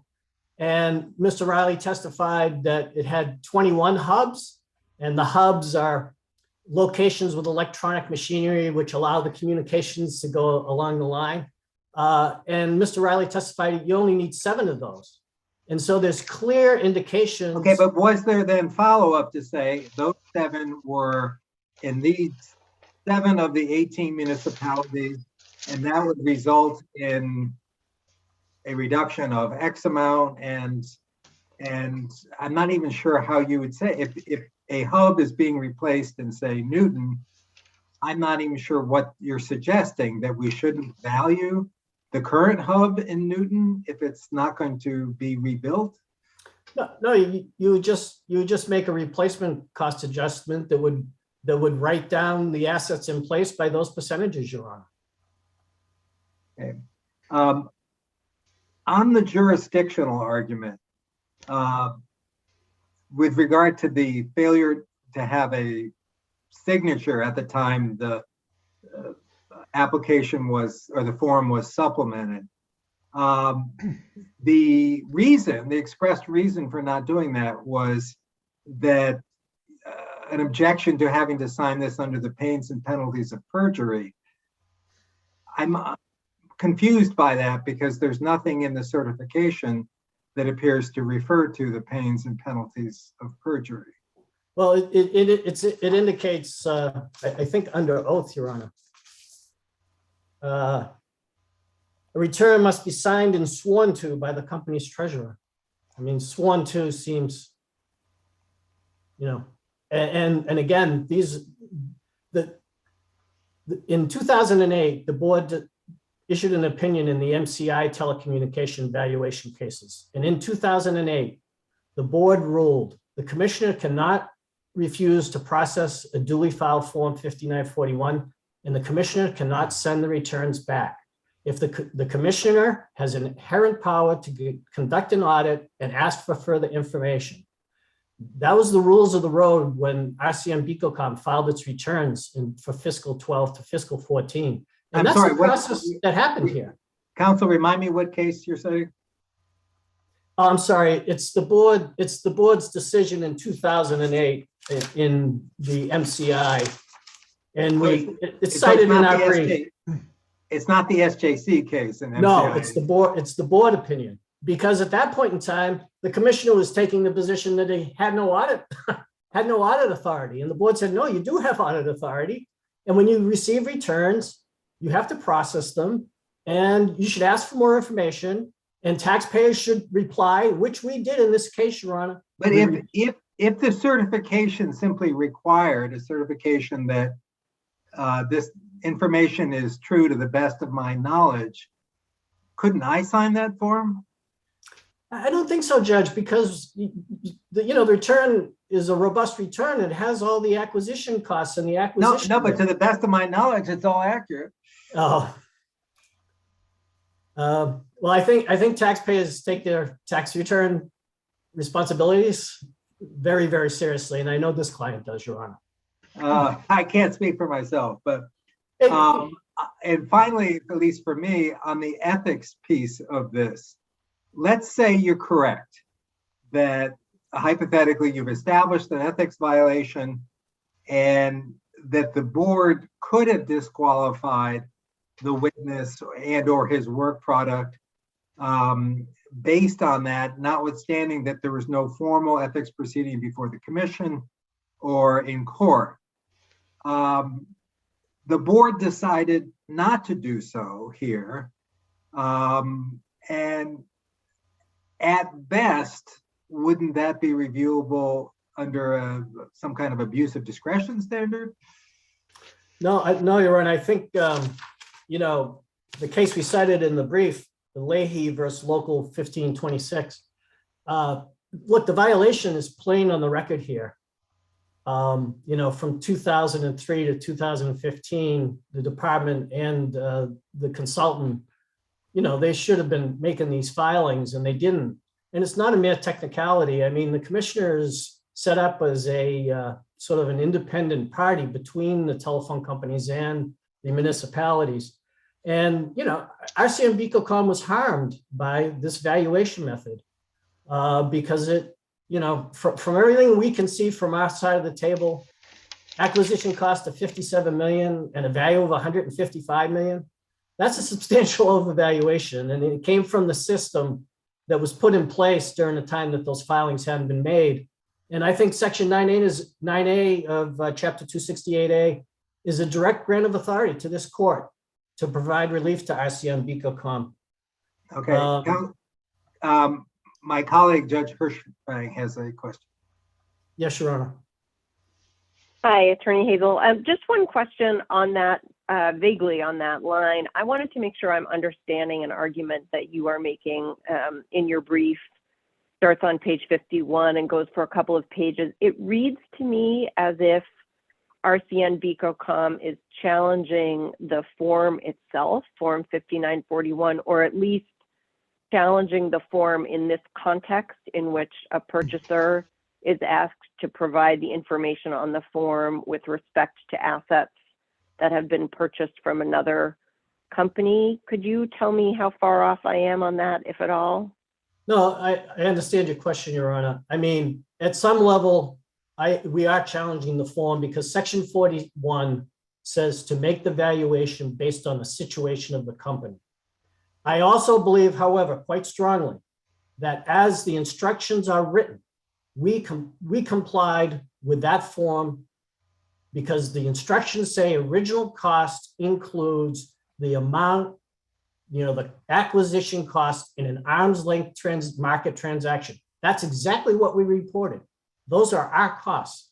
So if someone were to say that notwithstanding that that's what we just paid for the assets, nonetheless, and even though Section 41 says to value the company on its situation, Nonetheless, we must report prior owner's acquisition costs.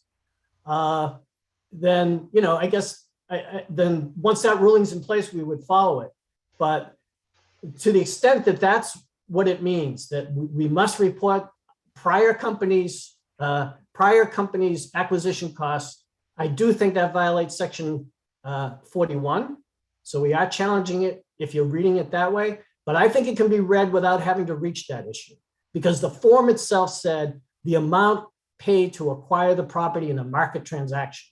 And again, this is the taxpayer's filing, which is followed by an audit. I mean, to try and take the position that we never filed a return, there's no case that says that.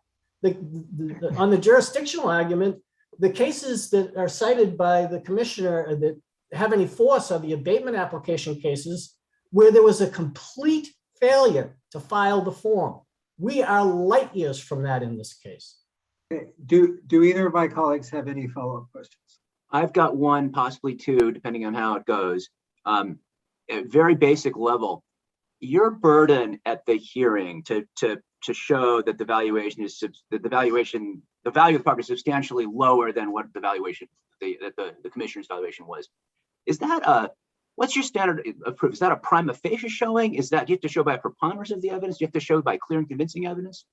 It would be a preponderance of the evidence, Your Honor. At one point, the board references a compelling burden that we had to show that the acquisition cost should be respected. It's not a compelling burden, it's preponderance. Okay. And then, I mean, and if you're able to satisfy that burden, then the ATB makes its own assessment? Its own valuation, Your Honor, that's right. It looks at the entire record. And that could be done in any number of ways. And this goes back to Justice Milkey's questions earlier. Once we've shown a substantial overvaluation, the board has the entire record in front of it. They have Mr. Riley's report. They have the commissioner's method. They have the acquisition costs. They have Mr. Sicoli's testimony. They have the Deutsche Bank valuations. The board can then determine the correct value. Perhaps the board would make a replacement cost adjustment based on a percentage reduction that I suggested earlier. And then any reasonable basis to allocate the statewide value to the towns would be fine. Okay, and I would say one more thing, because I know we're well over time, but to address Justice Milkey's question, we have this method. It's a mass appraisal method. It came up with the right results in a couple of other cases. I would just cite the Parker Mills case that's in our reply brief. In Parker Mills, the Department of Revenue had a standard method for valuing corporate stock, and it applied it to all the corporations in the Commonwealth during that time period. The taxpayer in Parker Mills was a textile mill. And during the time period, textile mills were all going insolvent in the Commonwealth. They were moving to the South. They were going out of business. The value of their assets was well below their net book value. The Department of Revenue said, the taxpayer filed its return and said, look, we're not using your method to value our stock. We're going to value it along these lines. Okay, counsel, you're going to have to wrap it up. Okay, so the point is that the Parker Mills case is proof positive that a standard method does not always produce the correct result. Thank you very much for your time. Thank you very much. We will now hear from Attorney Ambriano. Thank you, Your Honor. Anthony Ambriano for the Boards of Assessors of Boston, Brookline, Lexington, and Newton. I'm going to use my 10 minutes with the court's indulgence, of course, to try and deal with the parts of the appeal that contest the Appellate Tax Board's ultimate findings that RCN did not provide competent evidence as to the fair market value of the property at issue in the appeals in the municipalities involved in these appeals. Assistant Attorney General Hammond will use the 5 minutes allocated there to deal with the jurisdictional 5941 and the conflict of issue matters. I'd like to start out with the statement that appears in RCN's brief and also was alluded to by Brother Hazel this morning, which is that somehow RCN only needs to make a general showing of overvaluation. Now, of course, that argument is made without any citation to any case law. Quite honestly, there could be none because it's directly contrary to the words of Section 39 itself. Section 39 provides that the commissioner shall make a valuation in each municipality. The valuation in that municipality may be appealed by either the commissioner, either by the taxpayer or by the Board of Assessors. And that is why there are so many docket numbers in the cases before the Appellate Tax Board. Each docket number is one case in one municipality. And the statute specifically states that every appeal relates to the property of one owner in one municipality. Cases, of course, can be consolidated for convenience of the Appellate Tax Board as well as the parties. But that does not change the issue that has to be decided in each appeal, which is whether or not the taxpayer has sustained its burden of proof of showing that the valuation in a municipality is substantially higher than fair cash value. Counsel, I'm going to stop you there because I think we understand the argument. If, assuming you're correct in the argument, couldn't a company, though, say, in this case, the numbers are so out of whack with what the commissioner did that we have made the showing, albeit indirectly, that the assessments in each of the municipalities are substantially overvalued, and therefore the board itself should make its determination? I don't believe so, Your Honor, and I believe that I don't think that RCN can say, well, maybe we didn't make our case really in each municipality, but we threw enough up there that either the ATB or this court should be able to parse through it and assign a municipal value. The law is well established that the ATB doesn't find value until such time as the taxpayer has met its burden. And the ATB does not substitute its value until such burden has been met. And I think to further elaborate, and I think a very fundamental issue here is that we are talking about a business enterprise, and it was one business enterprise. RCN Corporation, the publicly held seller, was one company with one set of shareholders that operated various business segments. The testimony from Mr. Sicoli, starting with him, as RCN did, were general statements as to business enterprise value, values of a going concern. That is far different from the fee simple value that the Appellate Tax Board is obligated to find, and that is a value in each municipality. I point out the obvious that Mr. Sicoli never gave an opinion of the values in each municipality. Can I ask you, I have to jump in.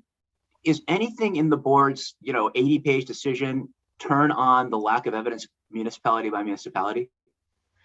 Yes, it does, and I will concur with Justice Milkey's comment that it's the final allocation is extraordinarily confusing. Even after RCN's appraiser had, through methods discredited by the Appellate Tax Board for decades, but he used them anyway. Even when he got to that level, he allocated to municipalities by first saying that, okay, the number that was itself allocated by Ernst & Young to the Massachusetts market for tangible assets. Well, that includes assets such as motor vehicles, and real estate and other items that are not part of the Section 39 certified values. So why doesn't that cut against you? Because the Section 39 number would be a smaller subset of the tangible property. well, it would certainly be lower, Justice Milkey, but not if one recognizes that that the 57 million, the starting point, was a bookkeeping entry and did not represent a negotiated price for any assets. That number came from Ernst & Young and it was somehow adjusted by the company in an unknown way. And that was the starting point for Mr. Riley, RCN's expert's appraisal. Can we go back a step and do you acknowledge that, at least with regard to the value of the RCN Corp enterprise as a whole, that the evidence was that the market value was approximately $1.25 billion? There was evidence to that effect, but again, business enterprise value. No, I understand, but I'm just trying to parse this out. Isn't there strong evidence here that the market value of the business enterprise of RCN Corp as a whole was $1.25 billion? Well, there is certainly evidence to that effect. I would not call it strong evidence because yes, there was a transaction and it was a publicly traded company for 1.25 or 1.3 billion. And whether or not, again, I think it's irrelevant, as I've stated before, because it's a business encumbered. And ultimately the question is a wire or cable underground conduit in Boston, does the value of that property get determined by what the parent company is paying for Disney programming in Pennsylvania? It is realistically impossible. And again, these are well-established principles regarding business enterprise value and purchase price allocations. These types of allocations have been rejected since the Cablevision case in Framingham in 1986 or 1987. Nonetheless, RCN attempted to go down this route. Can I just press you on a fine detail though? If you accept the 1.25 billion as market value of RCN Corp business as a whole, the next step is to split that between the cable and Metro side of the business. And on this, you, the commissioner, and the board, to a great extent, just took the position, well, this was not a market sale of the cable only. There was essentially an allocation done in which the RCN shareholders had no skin in the game whatsoever. They didn't care how the cable versus Metro were allocated. And the rejoinder that RCN has made is, even to the, at least as best as I understand it, even to the extent that's true, there are all sorts of reasons in terms of market forces, in terms of regulatory pressures, in terms of legal trust obligations and so forth. There's every reason to think that the 60% allocation was pretty damn accurate. And I'm not hearing any argument from your side that the number is presumably too high or too low for any particular reason. This isn't like someone trying to get refinancing from a bank who may have a natural incentive to overvalue the assets. This is a case where there's a line drawn between this side of the business and that side of the business. And for all we know, I would think perhaps the allocation of the cable side of the business was too high and not too low. And that in any event, the argument at least is it's a damn good estimate of the value of the cable business as a whole. So forgetting the steps down the road, why isn't that wrong? Or why is I think Justice Milkey, the ATB's finding that amount was an allocation made by the buyer entities, all of which were controlled by a common parent, rather than a separate price negotiated for the cable business, is well supported. It is supported, in fact, by the agreement itself, which says that $753 million, as agreed by two related parties and subject to adjustment by those parties. But if it's an accurate estimate, does it really matter if this was a true, pure market force versus an estimate that is, we can say with some confidence is accurate? I think it was incumbent upon RCN, if they were going to go that route, and assuming again that business enterprise value is somehow relevant, if RCN was going to go that route, they should have had someone at least from ABRI, that is the buyer entities, testify. They never did. And it's not up to the board or the municipalities or the Commissioner of Revenue to speculate. We were given documents, and they're all cited by the Appellate Tax Board. The words allocation, attributed, are all over the place. It's not a stray phrase, as RCN terms it in one of their briefs. It is not a stray phrase, and in that, I do want to make one particular point, which I know I'm over, but I think I'm still answering your question. The testimony of Mr. Sicoli, the Chief Financial Officer, was that RCN Corp seller was willing to accommodate the structure put in place by the buyer. Now, RCN further says in his brief that Mr. O'Day, the Vice President of Tax, testified that the $753 million for cable was negotiated.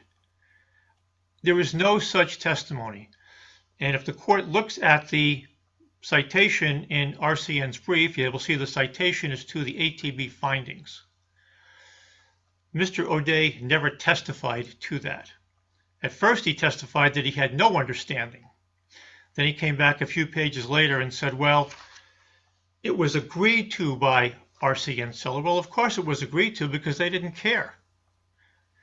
After the RCN Corporation seller debt was retired, the shareholders were getting $15 a share. It didn't matter what the ABRI entities did on the other side. Counsel, I think we understand that argument. Before we leave you, on the ethics, do you acknowledge that the ATB could have disqualified Mr. Sanssouci, or no?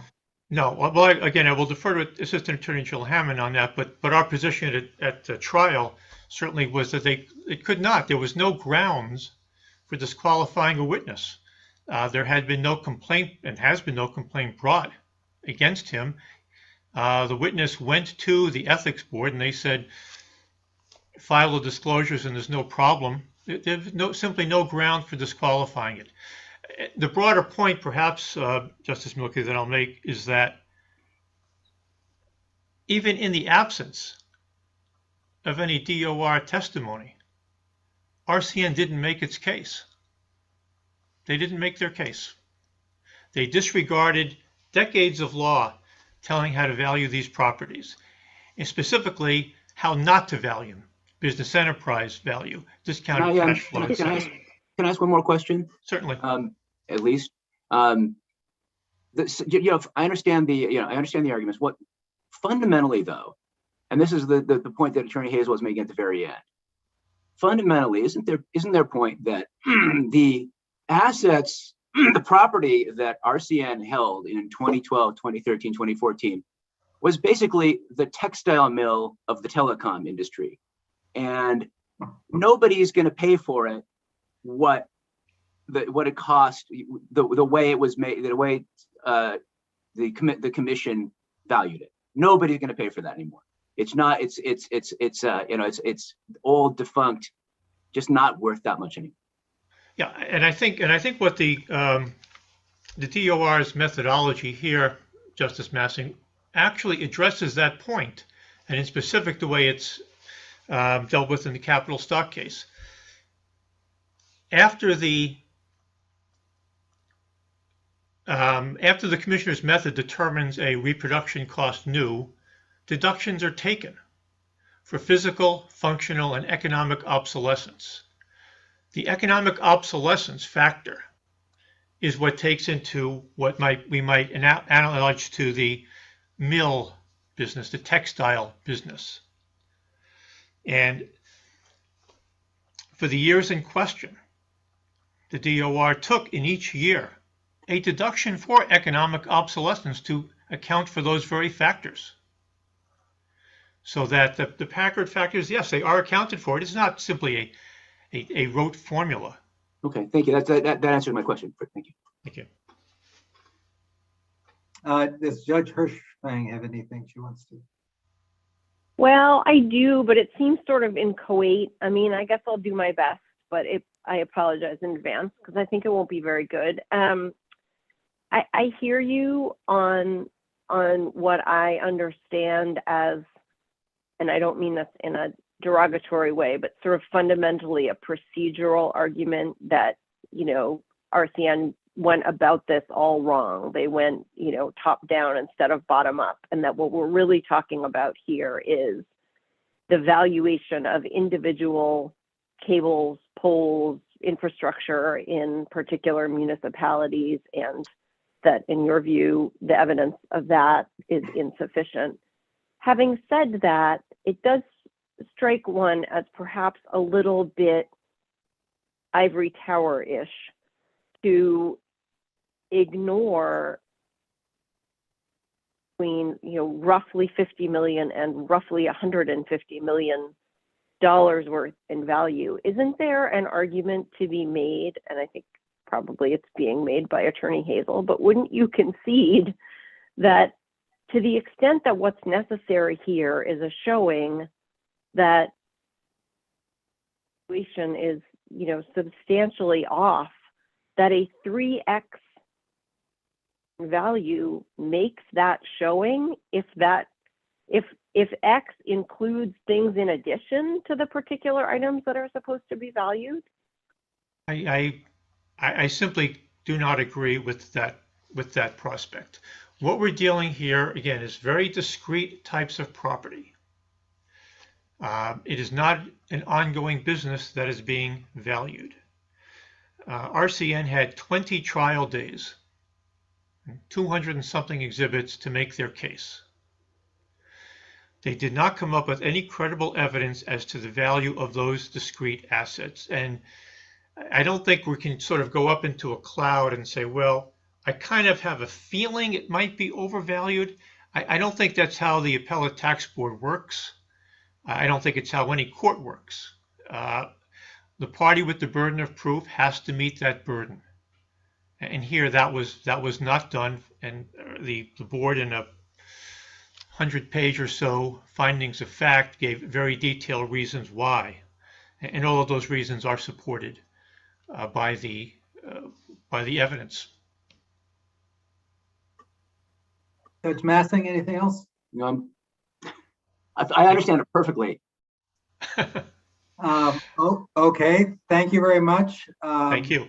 Attorney Hammond, the floor is yours. Thank you, Your Honor. Daniel Hammond, Assistant Attorney General for the Commissioner of Revenue. Your Honor, while I'll certainly field questions about any aspect of this case, by agreement with Mr. Ambriano, we set out for me to speak primarily to the Commissioner's cross appeal, in which we argue that under Section 5941, there is an express statutory bar against a taxpayer taking an appeal to the appellate tax board if that taxpayer has failed to file a return. And I apologize, I'm actually going to read from Section 41. This return shall be in the form and detail prescribed by the Commissioner and shall contain all information which he shall consider necessary to enable him to make the valuations required. And I submit to you, Your Honor, that that simply did not happen here, and therefore RCN. Okay, counsel, cutting to the chase. Yes. By the time all the back and forth was done and the commissioner put his own value on the property, there was a lot of supplementation of the filings that, as best as I understand it, provided the information for which that you argue should have been included the first time around. So it seems to me that you're left with one of two arguments. One, it was too late to supplement. They couldn't cure it. Or two, the mere lack of a signature that covered the supplementation is enough to deprive the ATB of jurisdiction. And to the extent it's the latter, the panel would be interested in hearing why you think that. Actually, the former or the latter, we'd like to know why you think that. Sure. Well, Your Honor, I'm glad you asked that question because as you can see from the record, the commissioner made this motion to the Appellate Tax Board at the outset that that it lacked jurisdiction over this petition and should not hear it. The Appellate Tax Board denied that motion, and essentially we cite to all of the reasons that the Appellate Tax Board gave in its decision. It essentially, and I don't mean to be blithe here, but it essentially took the no harm, no foul approach, which is kind of what Your Honor was alluding to. The idea that, okay, in each of the 3 subject years, what RCN did was it made an initial signed filing, which was not responsive to the questions asked of it on Form 5941. It then offered an alternative signed filing showing an even lower value, but again, not breaking out the property by year of installation in the municipality where it was located. The correspondence is all on the record where the commissioner immediately says, no, that's not a responsive return. You need to give us an itemized list of all the property you have in each of the subject communities and its cost at the time of installation. But by the time it was done, didn't the company provide all the information the commissioner was looking for, save for the additional signature? Well, it made a supplemental filing, but expressly said that this is not a return. Their treasurer did not sign it. And they took the position that, and again, I go back to the colloquy you had with Mr. Hazel about the pains and penalties of perjury. They took the position that, look, when this equipment was installed, it didn't belong to us. So therefore we can't represent what its cost was at that time. So therefore they didn't sign it and they disavowed it as a return. They put the information out there, and it is the information that the commissioner ultimately used to build his valuation. But our argument is that, no, that didn't cure it because there was never a return, a signed return that provided all the information that was required to be provided under Section 5941. Now, counsel, why isn't that just a mere formalistic argument in that there were really no secrets, at least at this point in the proceeding? The commissioner, knew what the company's position was about the form, the law, the value of its company. You had the information the commissioner needed to make his determination, and it was, I'm not sure what the lack of a signature or a formal statement that we're disavowing this as a return adds to the picture. Well, I think the way I would answer that, Your Honor, is to say what RCN had here from the beginning was a theory. It had a theory of its case, and that theory said, look, we see what you're asking for under 5941 and in the form 5941, but that's the wrong information. We believe that the total value of our property is better captured by starting with the transaction and going through all the iterations of allocations, leading to a total statewide valuation of the property, which can then be, as Mr. Hazel said, parceled out however we choose to among the subject municipalities. They had that theory. They're absolutely entitled to that theory. That's the theory they ultimately tried in this case. What they're not entitled to do is to make their initial tax return filing assuming that that theory controls. Basically, they not until very late and under duress from the commissioner did they provide the numbers that are responsive to the 5941 form. Instead, they asked the commissioner to go ahead and value based on the numbers that they derived from their own internal allocations. And RCN was very clear and continues to argue now that the commissioner was bound to accept that return. Commissioner can't reject it, commissioner can't send it back. All it can do is kind of mechanistically value based on those numbers. And then, ellipsis, it's not really clear what's supposed to happen then. They say, well, okay, if the commissioner believes those numbers were wrong, the commissioner is always free to audit after the fact and derive the correct numbers years after the assessments have actually been made. Or the municipalities can, I guess, appeal from that. That's not the way the legislature imagined this system working. The legislature said, okay, commissioner, you know what you need to build a valuation on a very short clock in each of these municipalities for each of these companies. Commissioner, you should issue a form telling the companies what information they need to provide, and they need to provide it.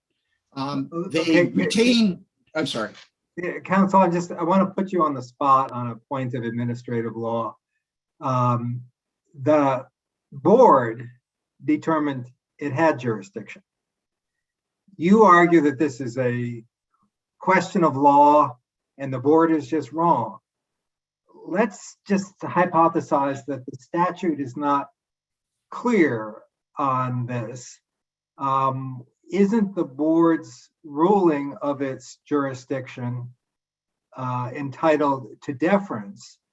Or are you taking the Scalia-esque position that an agency's determination of its own jurisdiction is not entitled to deference? Or are you arguing that to the extent deference is owed, it's the commissioner's deference and not the board's? The Scalia alternative frightens me only because of its implications for Chevron and many of the other things that my agency does and defends. I think what I thought it might. Yes, it does. I think what I would say is that, yes, it's a legal determination made by the board. It's entitled to some deference, but it is still a question of law and is subject to reversal by this court if it is wrong as a matter of law, as I believe that it is. And Your Honor cited some ambiguity under the statute. And yes, there's a whole fight in the briefs about whether the bar in 5941 applies only to the failure to file a return at all. And we, in our reply brief, cite a number of cases, Assessors of Brookline is the first one that comes to mind, that say, no, as a matter of case law in Massachusetts, that's not the case, that where there's a bar to appellate jurisdiction that hinges on a failure to file something, it's more nuanced than that, particularly with a statute like 5941, where the requirement is you must file it in the form specified by the commissioner, giving the commissioner all the information he needs to create the valuation. The statute says that. They did not do that here, and therefore we believe that there should have been a bar and that the appellate tax board was wrong when it concluded essentially no harm, no foul. You ultimately got to the numbers you needed. So we're not going to treat this as jurisdictional. We're going to go to the merits. I have one question of you on the merits, but before we do that, I want to see if either of my colleagues has a question on jurisdiction. No, seeing none, let me just go to one of the taxpayers' arguments is that the agency simply didn't explain its position on certain things well enough. And they keep going back to one sentence of the agency's very long ruling addressing the deficiencies that the taxpayer argued were in the commissioner's methodology as applied here. And I'd like to give you an opportunity to respond to that in the following context, and that is normally this court is reviewing the decisions of other judges, and we can affirm on any ground that is fairly raised by the record. With regard to administrative agencies, the general rule is we can't do that. It's up to the agency to make the calls, not a court.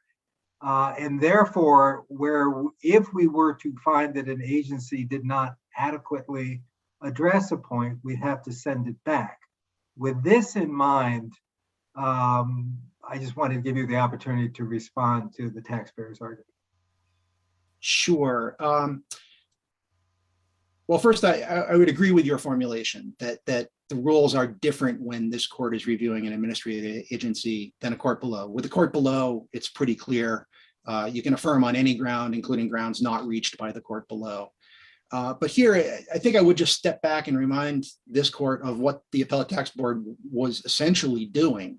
It was under 5939, it was starting with a valuation that had been certified by the commissioner in each of these individual municipalities, and was considering an attack by RCN that that methodology led to a valuation that was substantially too high. And now remember, as Your Honor said before, this methodology, not as applied, but certainly in the abstract, has been affirmed both by the board on numerous occasions and by this court at least once. So there's no allegation that, I'm sorry, yeah, by the SJC, that's correct. So there's no allegation that the commissioner's methodology itself is wrong. Essentially, well, the case that RCN is making is we had a better methodology, and it was so much better that the commissioner should have set aside his usual valuation methodology and should have applied this one here. So that's where the real action was in the case before the Appellate Tax Board. And I think the board, therefore, understandably spent most of its time explaining why the putatively better methodology wasn't in fact better.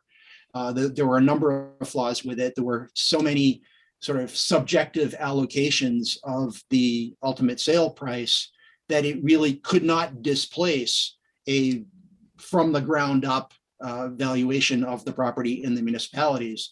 So it didn't really spend a whole lot of time on that side of it, so much as, okay, the burden was on RCN to provide something better, and it failed to do that. And I think that's what the board spent most of its time dealing with. And once you negative that aspect of the RCN case, then as Attorney Ambriano suggested, the case becomes a failure of proof case. The board's decision might not say that as explicitly as we might have liked, but that's essentially what the board found, and that's what both the municipalities and the commissioner are asking this court to affirm. Well, with the caveat that we're asking you not even to reach that, because we're asking you to say that this case never should have been tried in front of the Appellate Tax Board. But if it was, it should be affirmed on that ground. Understood. Do either of my colleagues have any follow-up questions? No. Thank you all very much. I can't believe I'm going to say this, but very interesting case. Agreed. Thank you, Your Honor, for your time. Thank you. And well argued by all parties. Thank you all.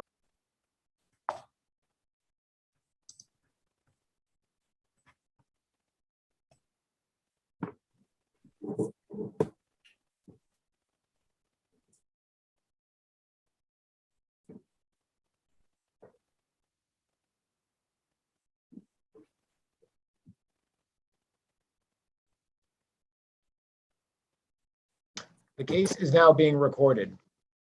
Thank you very much. We are back on the record for our fifth and final case of the day. It is now afternoon, I'm checking. The case is 2021 P215, BYBLOS International LLC and another versus Walter Chamberlain. I want to remind, or at least inform the parties that we have read the briefs and are familiar therefore with both the facts and the legal arguments. Since 15 minutes is generally not a lot of time, we urge you to the extent possible to cut to the chase. And with that, I will turn the floor over to Attorney Chapin. Thank you, Justice Milkey. Members of the panel, may it please the court. Can you all hear me all well enough? Great, thank you. And forgive the headphones. My hearing isn't good and it's the only way I can hear on this. So thank you. I represent Dr. Charles Badawi and BYBLOS Investments International, the plaintiffs below, the appellants here. This, Your Honors, is a malicious prosecution case. It is not a SLAPP suit. It has none of the earmarks of a SLAPP suit. Nevertheless, the Superior Court Justice below granted the defendants special motion to dismiss. The case should not have been dismissed. The Superior Court erred in two respects. First, the court applied an outdated standard of review to the special motion to dismiss. The court failed to apply the augmented Duracraft approach that it was required to apply. That was an error of law and an abuse of discretion, as I'll explain. The second error. Can I pause you there for a moment? Is it Chaffin or Chapin? Could you It's please tell me? Chaffin, Your Honor. Thank you. Okay. All right. Thank you. So Attorney Chaffin, let me just pause you right there. On that issue, I noted in your brief that you cited the Manning case, I think in support of that proposition, namely the proposition that there was an abuse of discretion or error of law in not applying the most up-to-date version of the law. And I see why you cited that case. In other words, I don't see it as totally unrelated, but at the same time, Manning doesn't seem to say explicitly what you are arguing now. Do you have another case or a better case, or maybe you can just explain to me why that case is good enough for the proposition that we shouldn't go any farther than the judge's what you would say is misapplication of the current law to find abuse of discretion? Yeah, I don't have a better case for you, Your Honor. I'm sorry. I guess it's a pretty arcane point of law. It's, where a court is required in certain respects to exercise discretion on issues and fails to exercise it at all because the court has applied the wrong standard of review. Is that an abuse of discretion? If you wish, I'd be happy to supplement something post-argument if we see if we can find a better case on the notion. If we desire something post-argument, we will ask for it. Thank you, Ron. I appreciate it. All right. So anyway, but can I just say on the failure to apply the updated standard, to what extent are you asking us to apply that standard, or to what extent are you simply asking for us to remand the case back to the judge? Well, of course, Your Honor, at a minimum, we're asking it to be vacated and remanded. Reversed, yes. And I think I can perhaps persuade you that had the judge applied the appropriate test, and especially the overarching principle here, this motion would have had to be denied because this is not a SLAPP suit. So yes, we are asking you to reverse and remand it with instructions that the motion's denied. Anyway, so with that, Your Honor, I think I will skip the background. It's rather involved, but in a nutshell, this case arises out of a prior case. It was a dispute between two owners of condominium units in a condominium building over on Boylston Street. It was brought over 10 years ago by Mr. Chamberlain against my clients. And he was alleging, surprisingly, that he had an easement right to traverse through my client's BYBLOS. Yes. Counsel, we have read this. We're familiar with the basic controversy. How, just in the big picture, the parties intensely fought over the facts and the law. The other side prevailed at the trial. You were able to get this reversed on the law on appeal. One of the problems that, speaking only for me at the moment, I am having is you, to the extent you were saying that they were so far out of line that they should have been, and that you should be entitled to your attorney's fees, those arguments were raised in the original case in different forms, including under 231-6F. There were adverse rulings on this point. You lost. The 6F at least was not appealed.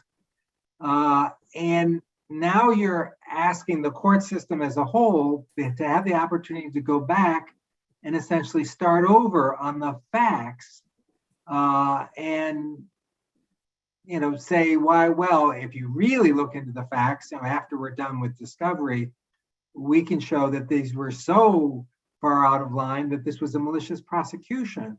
Why should your client get a second or third bite at that particular apple?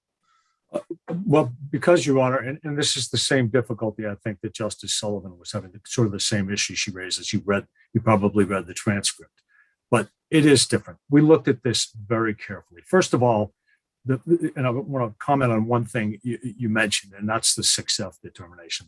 There was no 6F determination.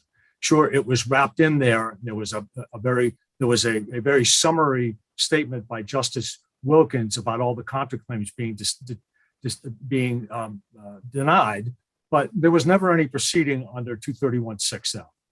Certainly, there was an abusive process counterclaim, and he said that was without merit, but that determination is on a different claim with very different elements. And I hope that we've done at least a fair job of pointing out how a malicious prosecution claim is quite different from an abuse claim. They are different. Abuse involves actually going, well, I don't need to dictate to you what that is, but we looked at this quite carefully.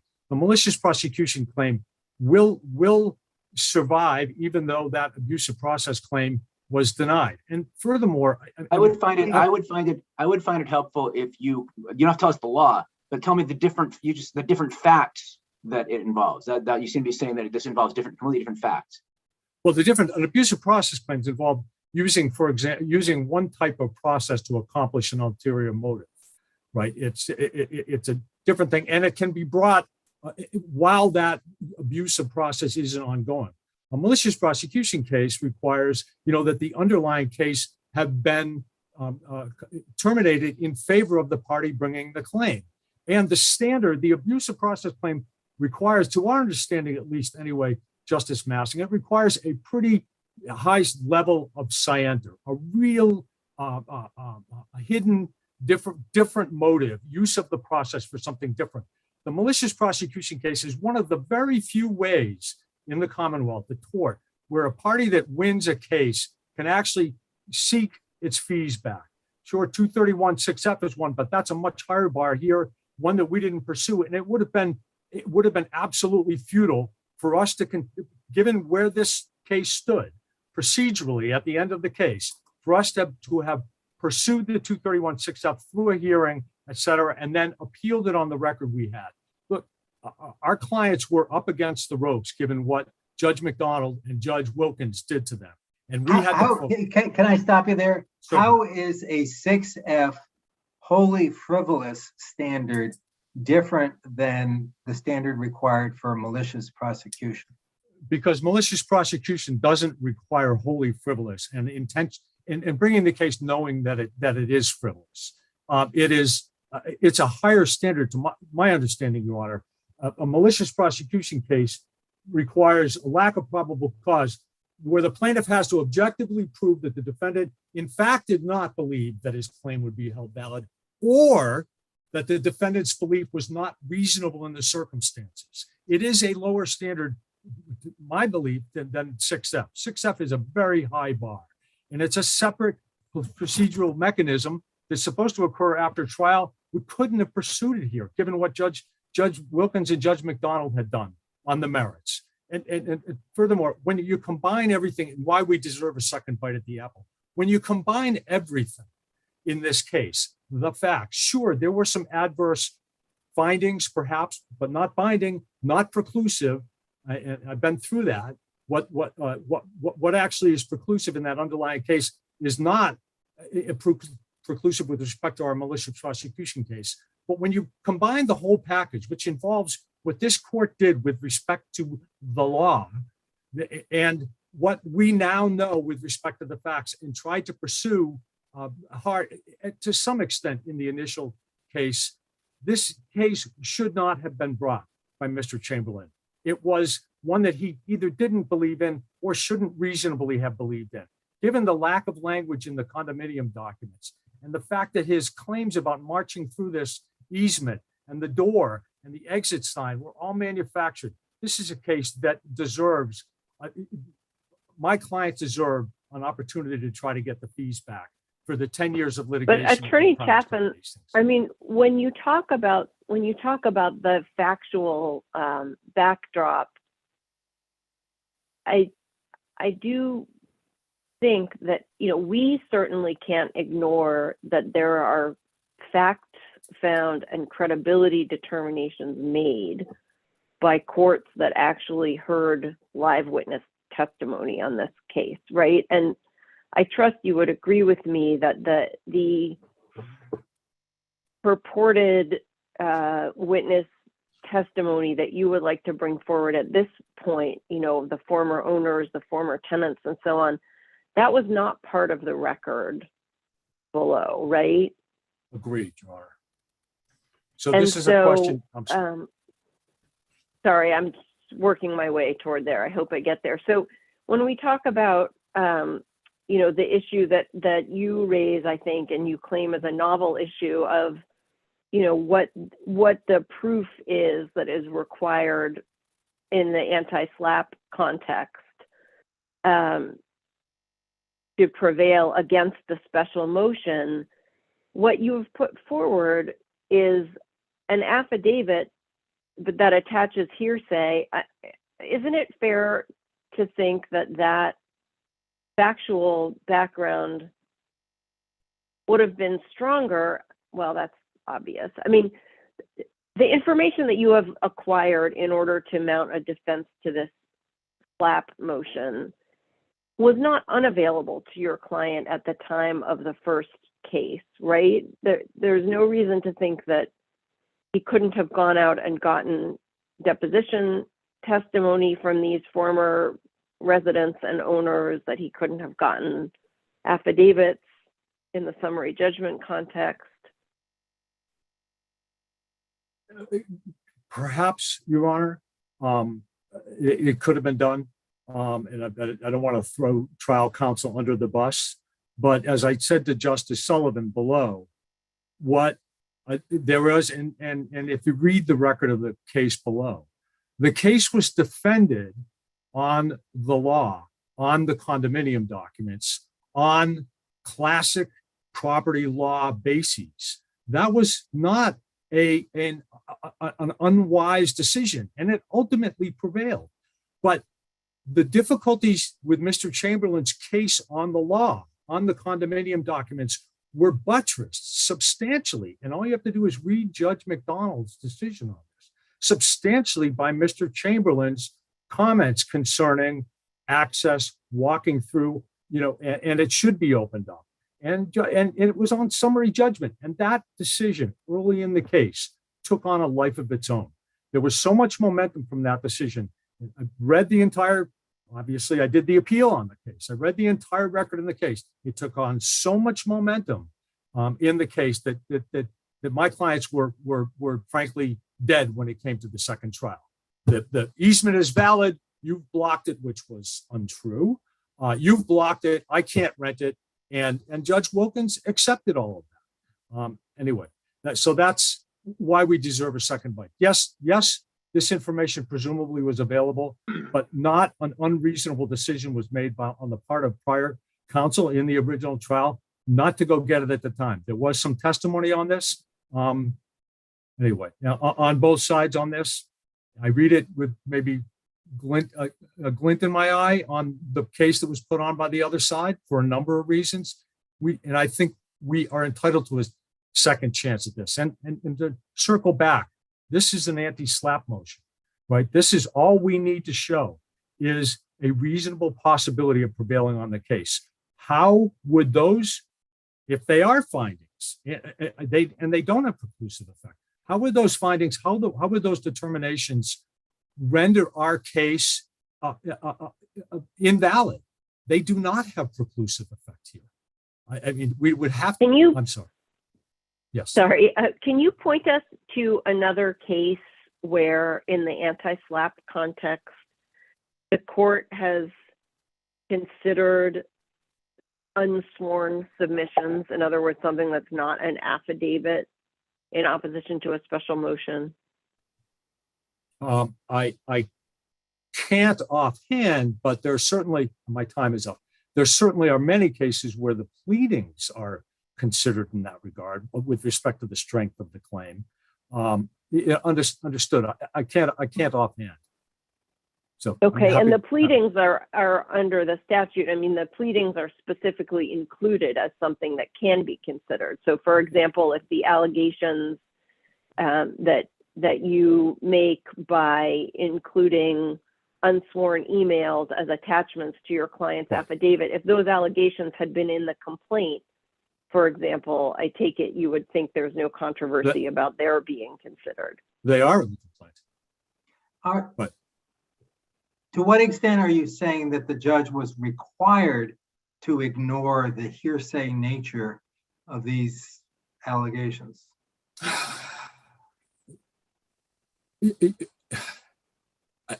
I would like that to be the law, Your Honor. I think, frankly, the anti-SLAPP statute is very difficult.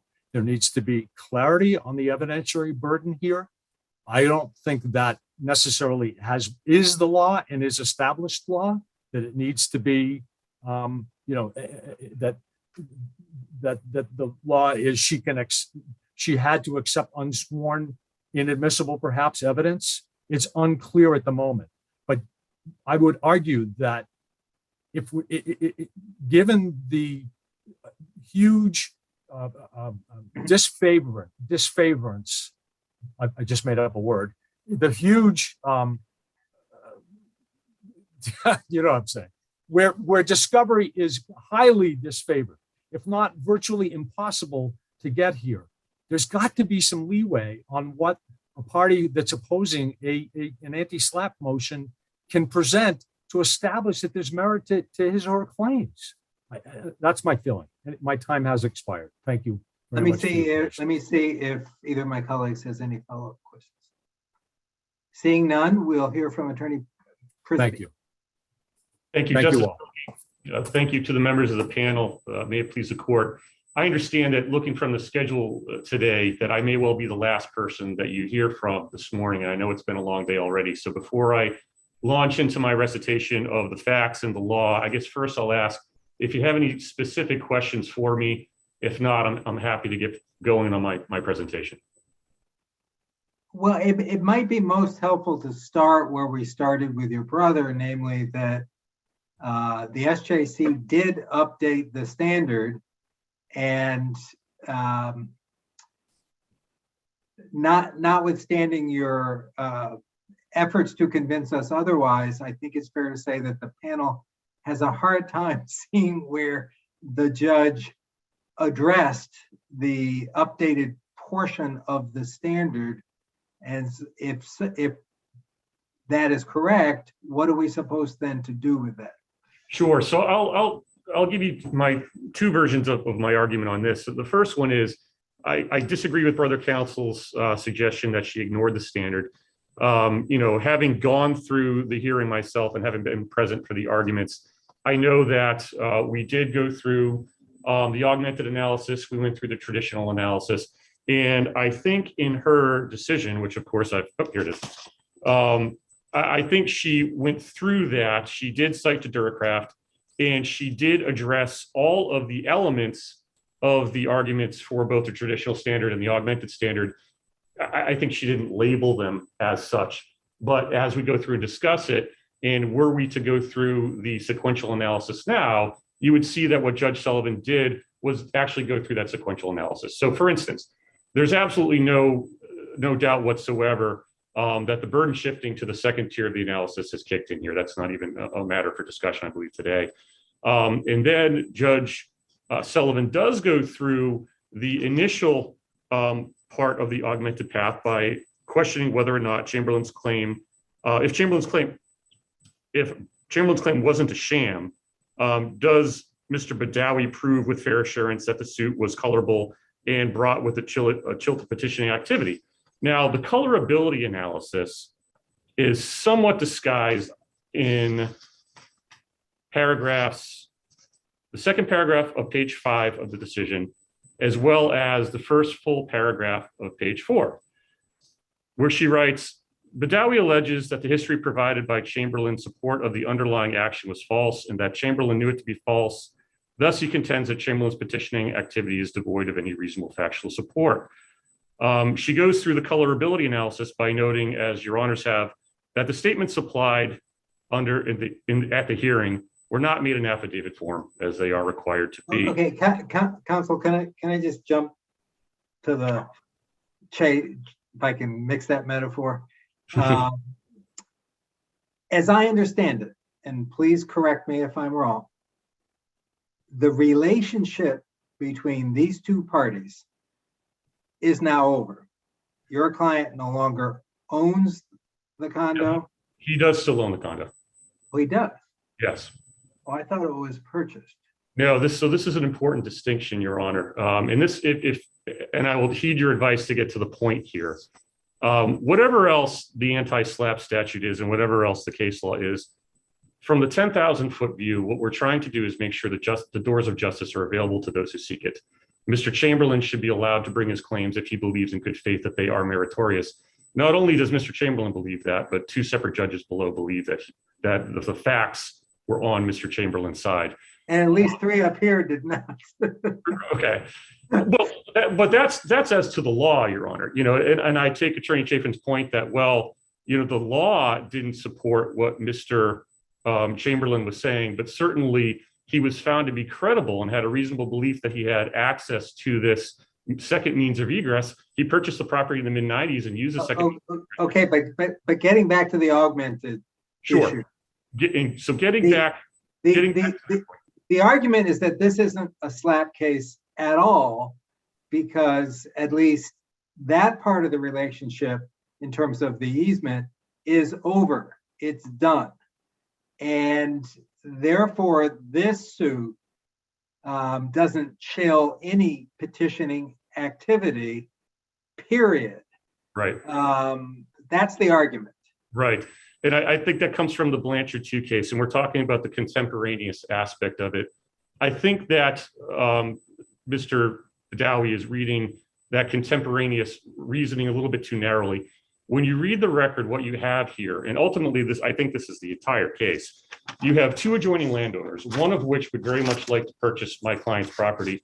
And he said, and this is a finding of fact that Judge Wilkins made, that if Chamberlain rejected Mr. Badawi's below offer market for Unit 201, that Mr. Badawi threatened to drag matters out so long that Mr. Chamberlain could not afford to resist his entreaties. Now, that is a contemporaneous threat made as this litigation, the below litigation, is ongoing. What reasonable inferences, as Blanchard requires that we make reasonable inferences from the record as a whole, as Judge Sullivan did, what reasonable inferences can we draw from that statement other than Mr. Chamberlain, win or lose, you're going to give me what I want, which is your unit at a below market offer. You don't do that, I will see you in court until the day we die. And here we are in the year 2022. It's 12 years after the initial underlying suit was filed for the egress to Unit 201 as promised, as Mr. Badawi promised. So that is the chilling effect. When you look at the record as a whole and understand that the parties are still living next to each other, this relationship is ongoing. Now, I understand that there's the contemporaneous language that I don't want to have read too narrowly. I think this court could make a narrow determination that given the facts, given that specific threat that is on the record that Judge Wilkins found, given the fact that the parties are still adjoining property owners, and given the promise that should Mr. Chamberlain use recourse to the courts, that this is going to be made as painful as humanly possible financially, that is the chilling effect that we're talking about. If this panel hypothetically were to disagree with you insofar as you say the judge actually addressed the augmented portion of the standard, what is it that we should do as between remanding it to the judge to address that issue or addressing the issue ourselves in some fashion? Well, as was just noted to you, I was listening to your prior oral argument. This God help you. It was interesting.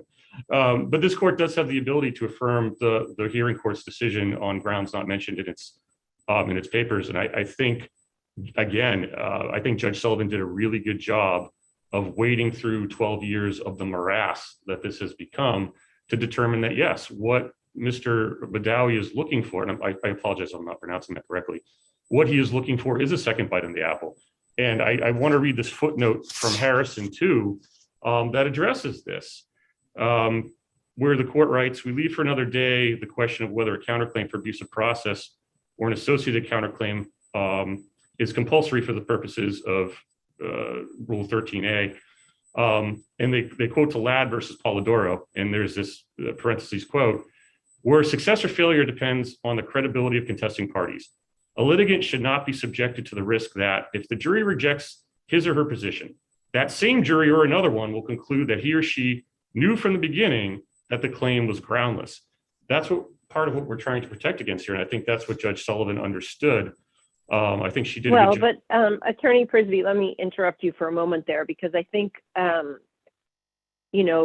there is a distinction to be made between a counterclaim for abusive process or 93A and a claim for malicious prosecution, which by its terms needs to be brought after the case is concluded, right? And so here, there was actually a counterclaim for abusive process that's been disposed of, but what we're talking about here is a case that needs to happen afterward.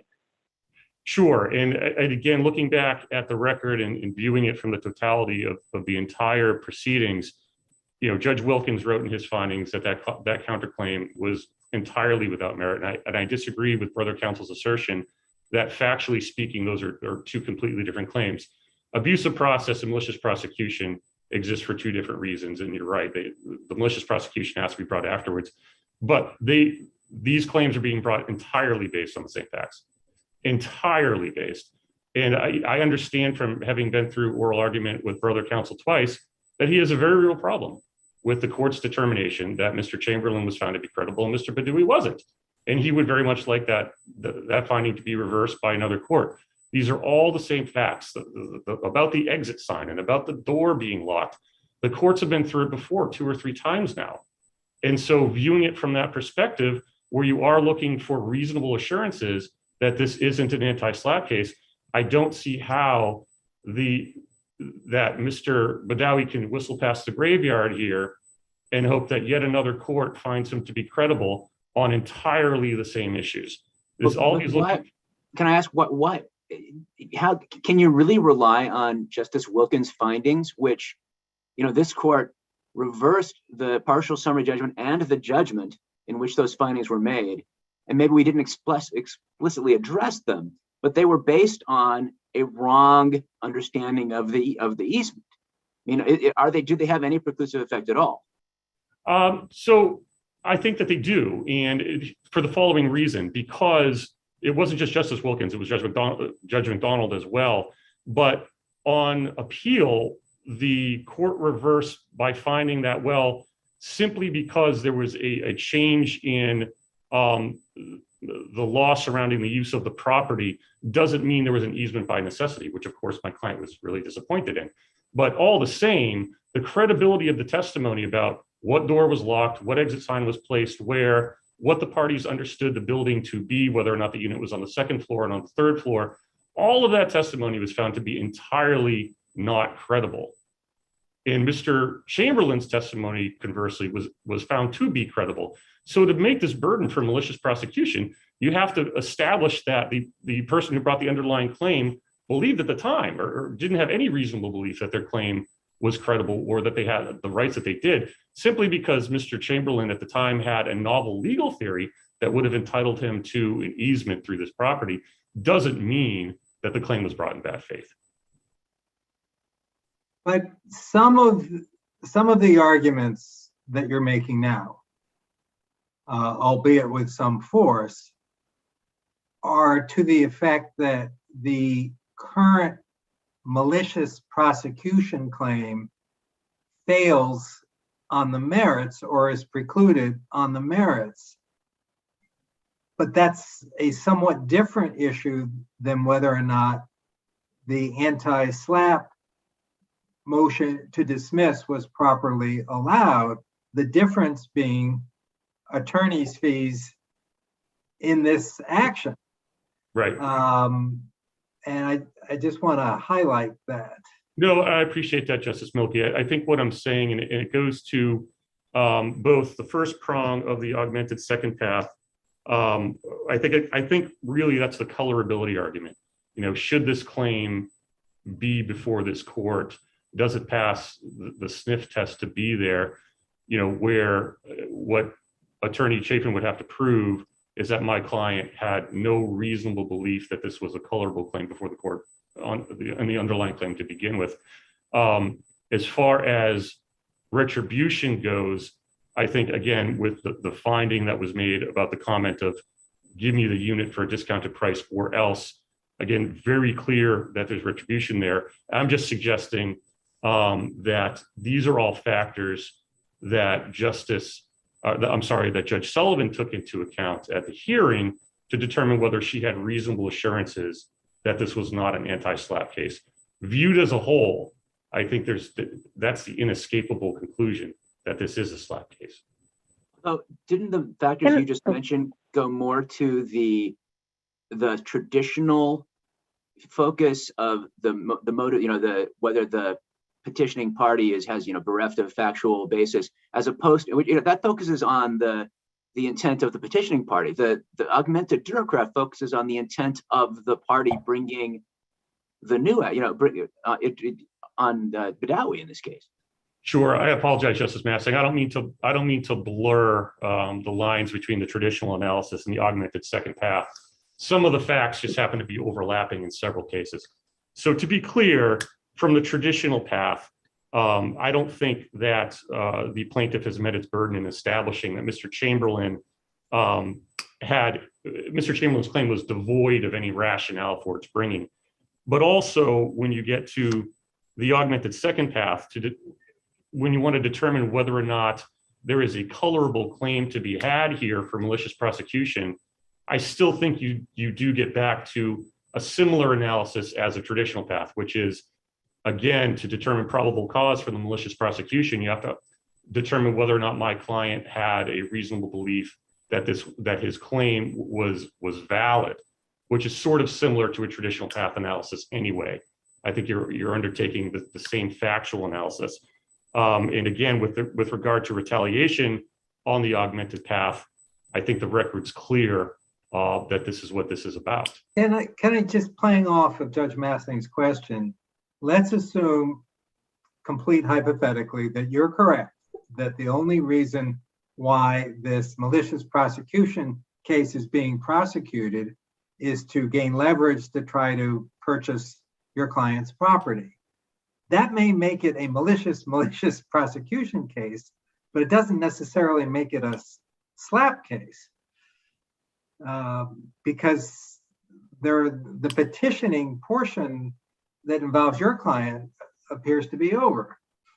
Well, so that thought had occurred to me as well. And, you know, were this to go forward, you know, what do we end up with here? Do we end up with two lower court claims involving, you know, trading shots of malicious prosecution? I think that, again, I like to call that road rage. Yeah, right. And on we go. But I think that's an important point you're making, Justice Milkey. And again, I want to emphasize that in the narrow instance where you have a contemporaneous threat that this is going to be made expensive unless you do my bidding, and there is an outcome in a case, and the opposing party or the non-moving party here waits until the conclusion of the case, and directly after the conclusion of the case, by the way, to bring a malicious prosecution claim on the same facts that it could have brought an abusive process claim or a 6F claim, then it's a clever workaround, as we noted in our brief, encouraging people or encouraging potential litigants, win or lose, to bring these malicious prosecution claims after they've received a final determination, which would obviate some of the case law that's designed to protect people that want to bring legitimate claims before the court. Okay, do either of my colleagues have any follow-up questions? I do, and I think it's probably a question that you can't answer, Attorney Prisby, so I apologize in advance for that. But I am looking at the picture of the door, which appears on page 112 of the appendix. And I note that in that picture, which I believe to be a picture of the door from the hallway side, the hinges are on the outside, as the evidence below led me to believe it would be. And then the thing that exists for opening the door is a push plate. Right. It looks to me as if that door cannot be opened from the hallway side. Is there anything in the record, because that's all I'm really allowed to be curious about, that touches on whether that has always been a push plate or whether there is any means by which that door may be grabbed and opened from the side that is shown on page 112 of the appendix? So were my client in the room with me, he would be yelling at me because we went over this picture of this door, I think for a couple hours about a year ago. And what I don't want to do right now is make a misrepresentation to you that's going to be wrong. I believe that you are correct in what you're looking at, that there is no, there's really no way to open that door with the hinges the way they are. The door, obviously, if you're looking at the door, would open toward you, and there's no handle there. And I know there's a long story behind that, and I know it's been told to me who removed what and when, but I don't want to relay incorrect information to you. All right, it will remain a mystery. Thank you. Seeing no further questions and saying that time has expired, I think we are done. I do want to note that the issues in this case are extremely interesting, and we will do our job in resolving them to the extent that it might be in the interest of the parties to bring a final resolution to this. I can say with some certainty, you might come up with a solution that is preferable for both sides than whatever it is you're going to get from us. So to the extent the parties can see it in their hearts to keep talking, we would encourage you to do so. We are not holding our breath given the trajectory of this controversy so far.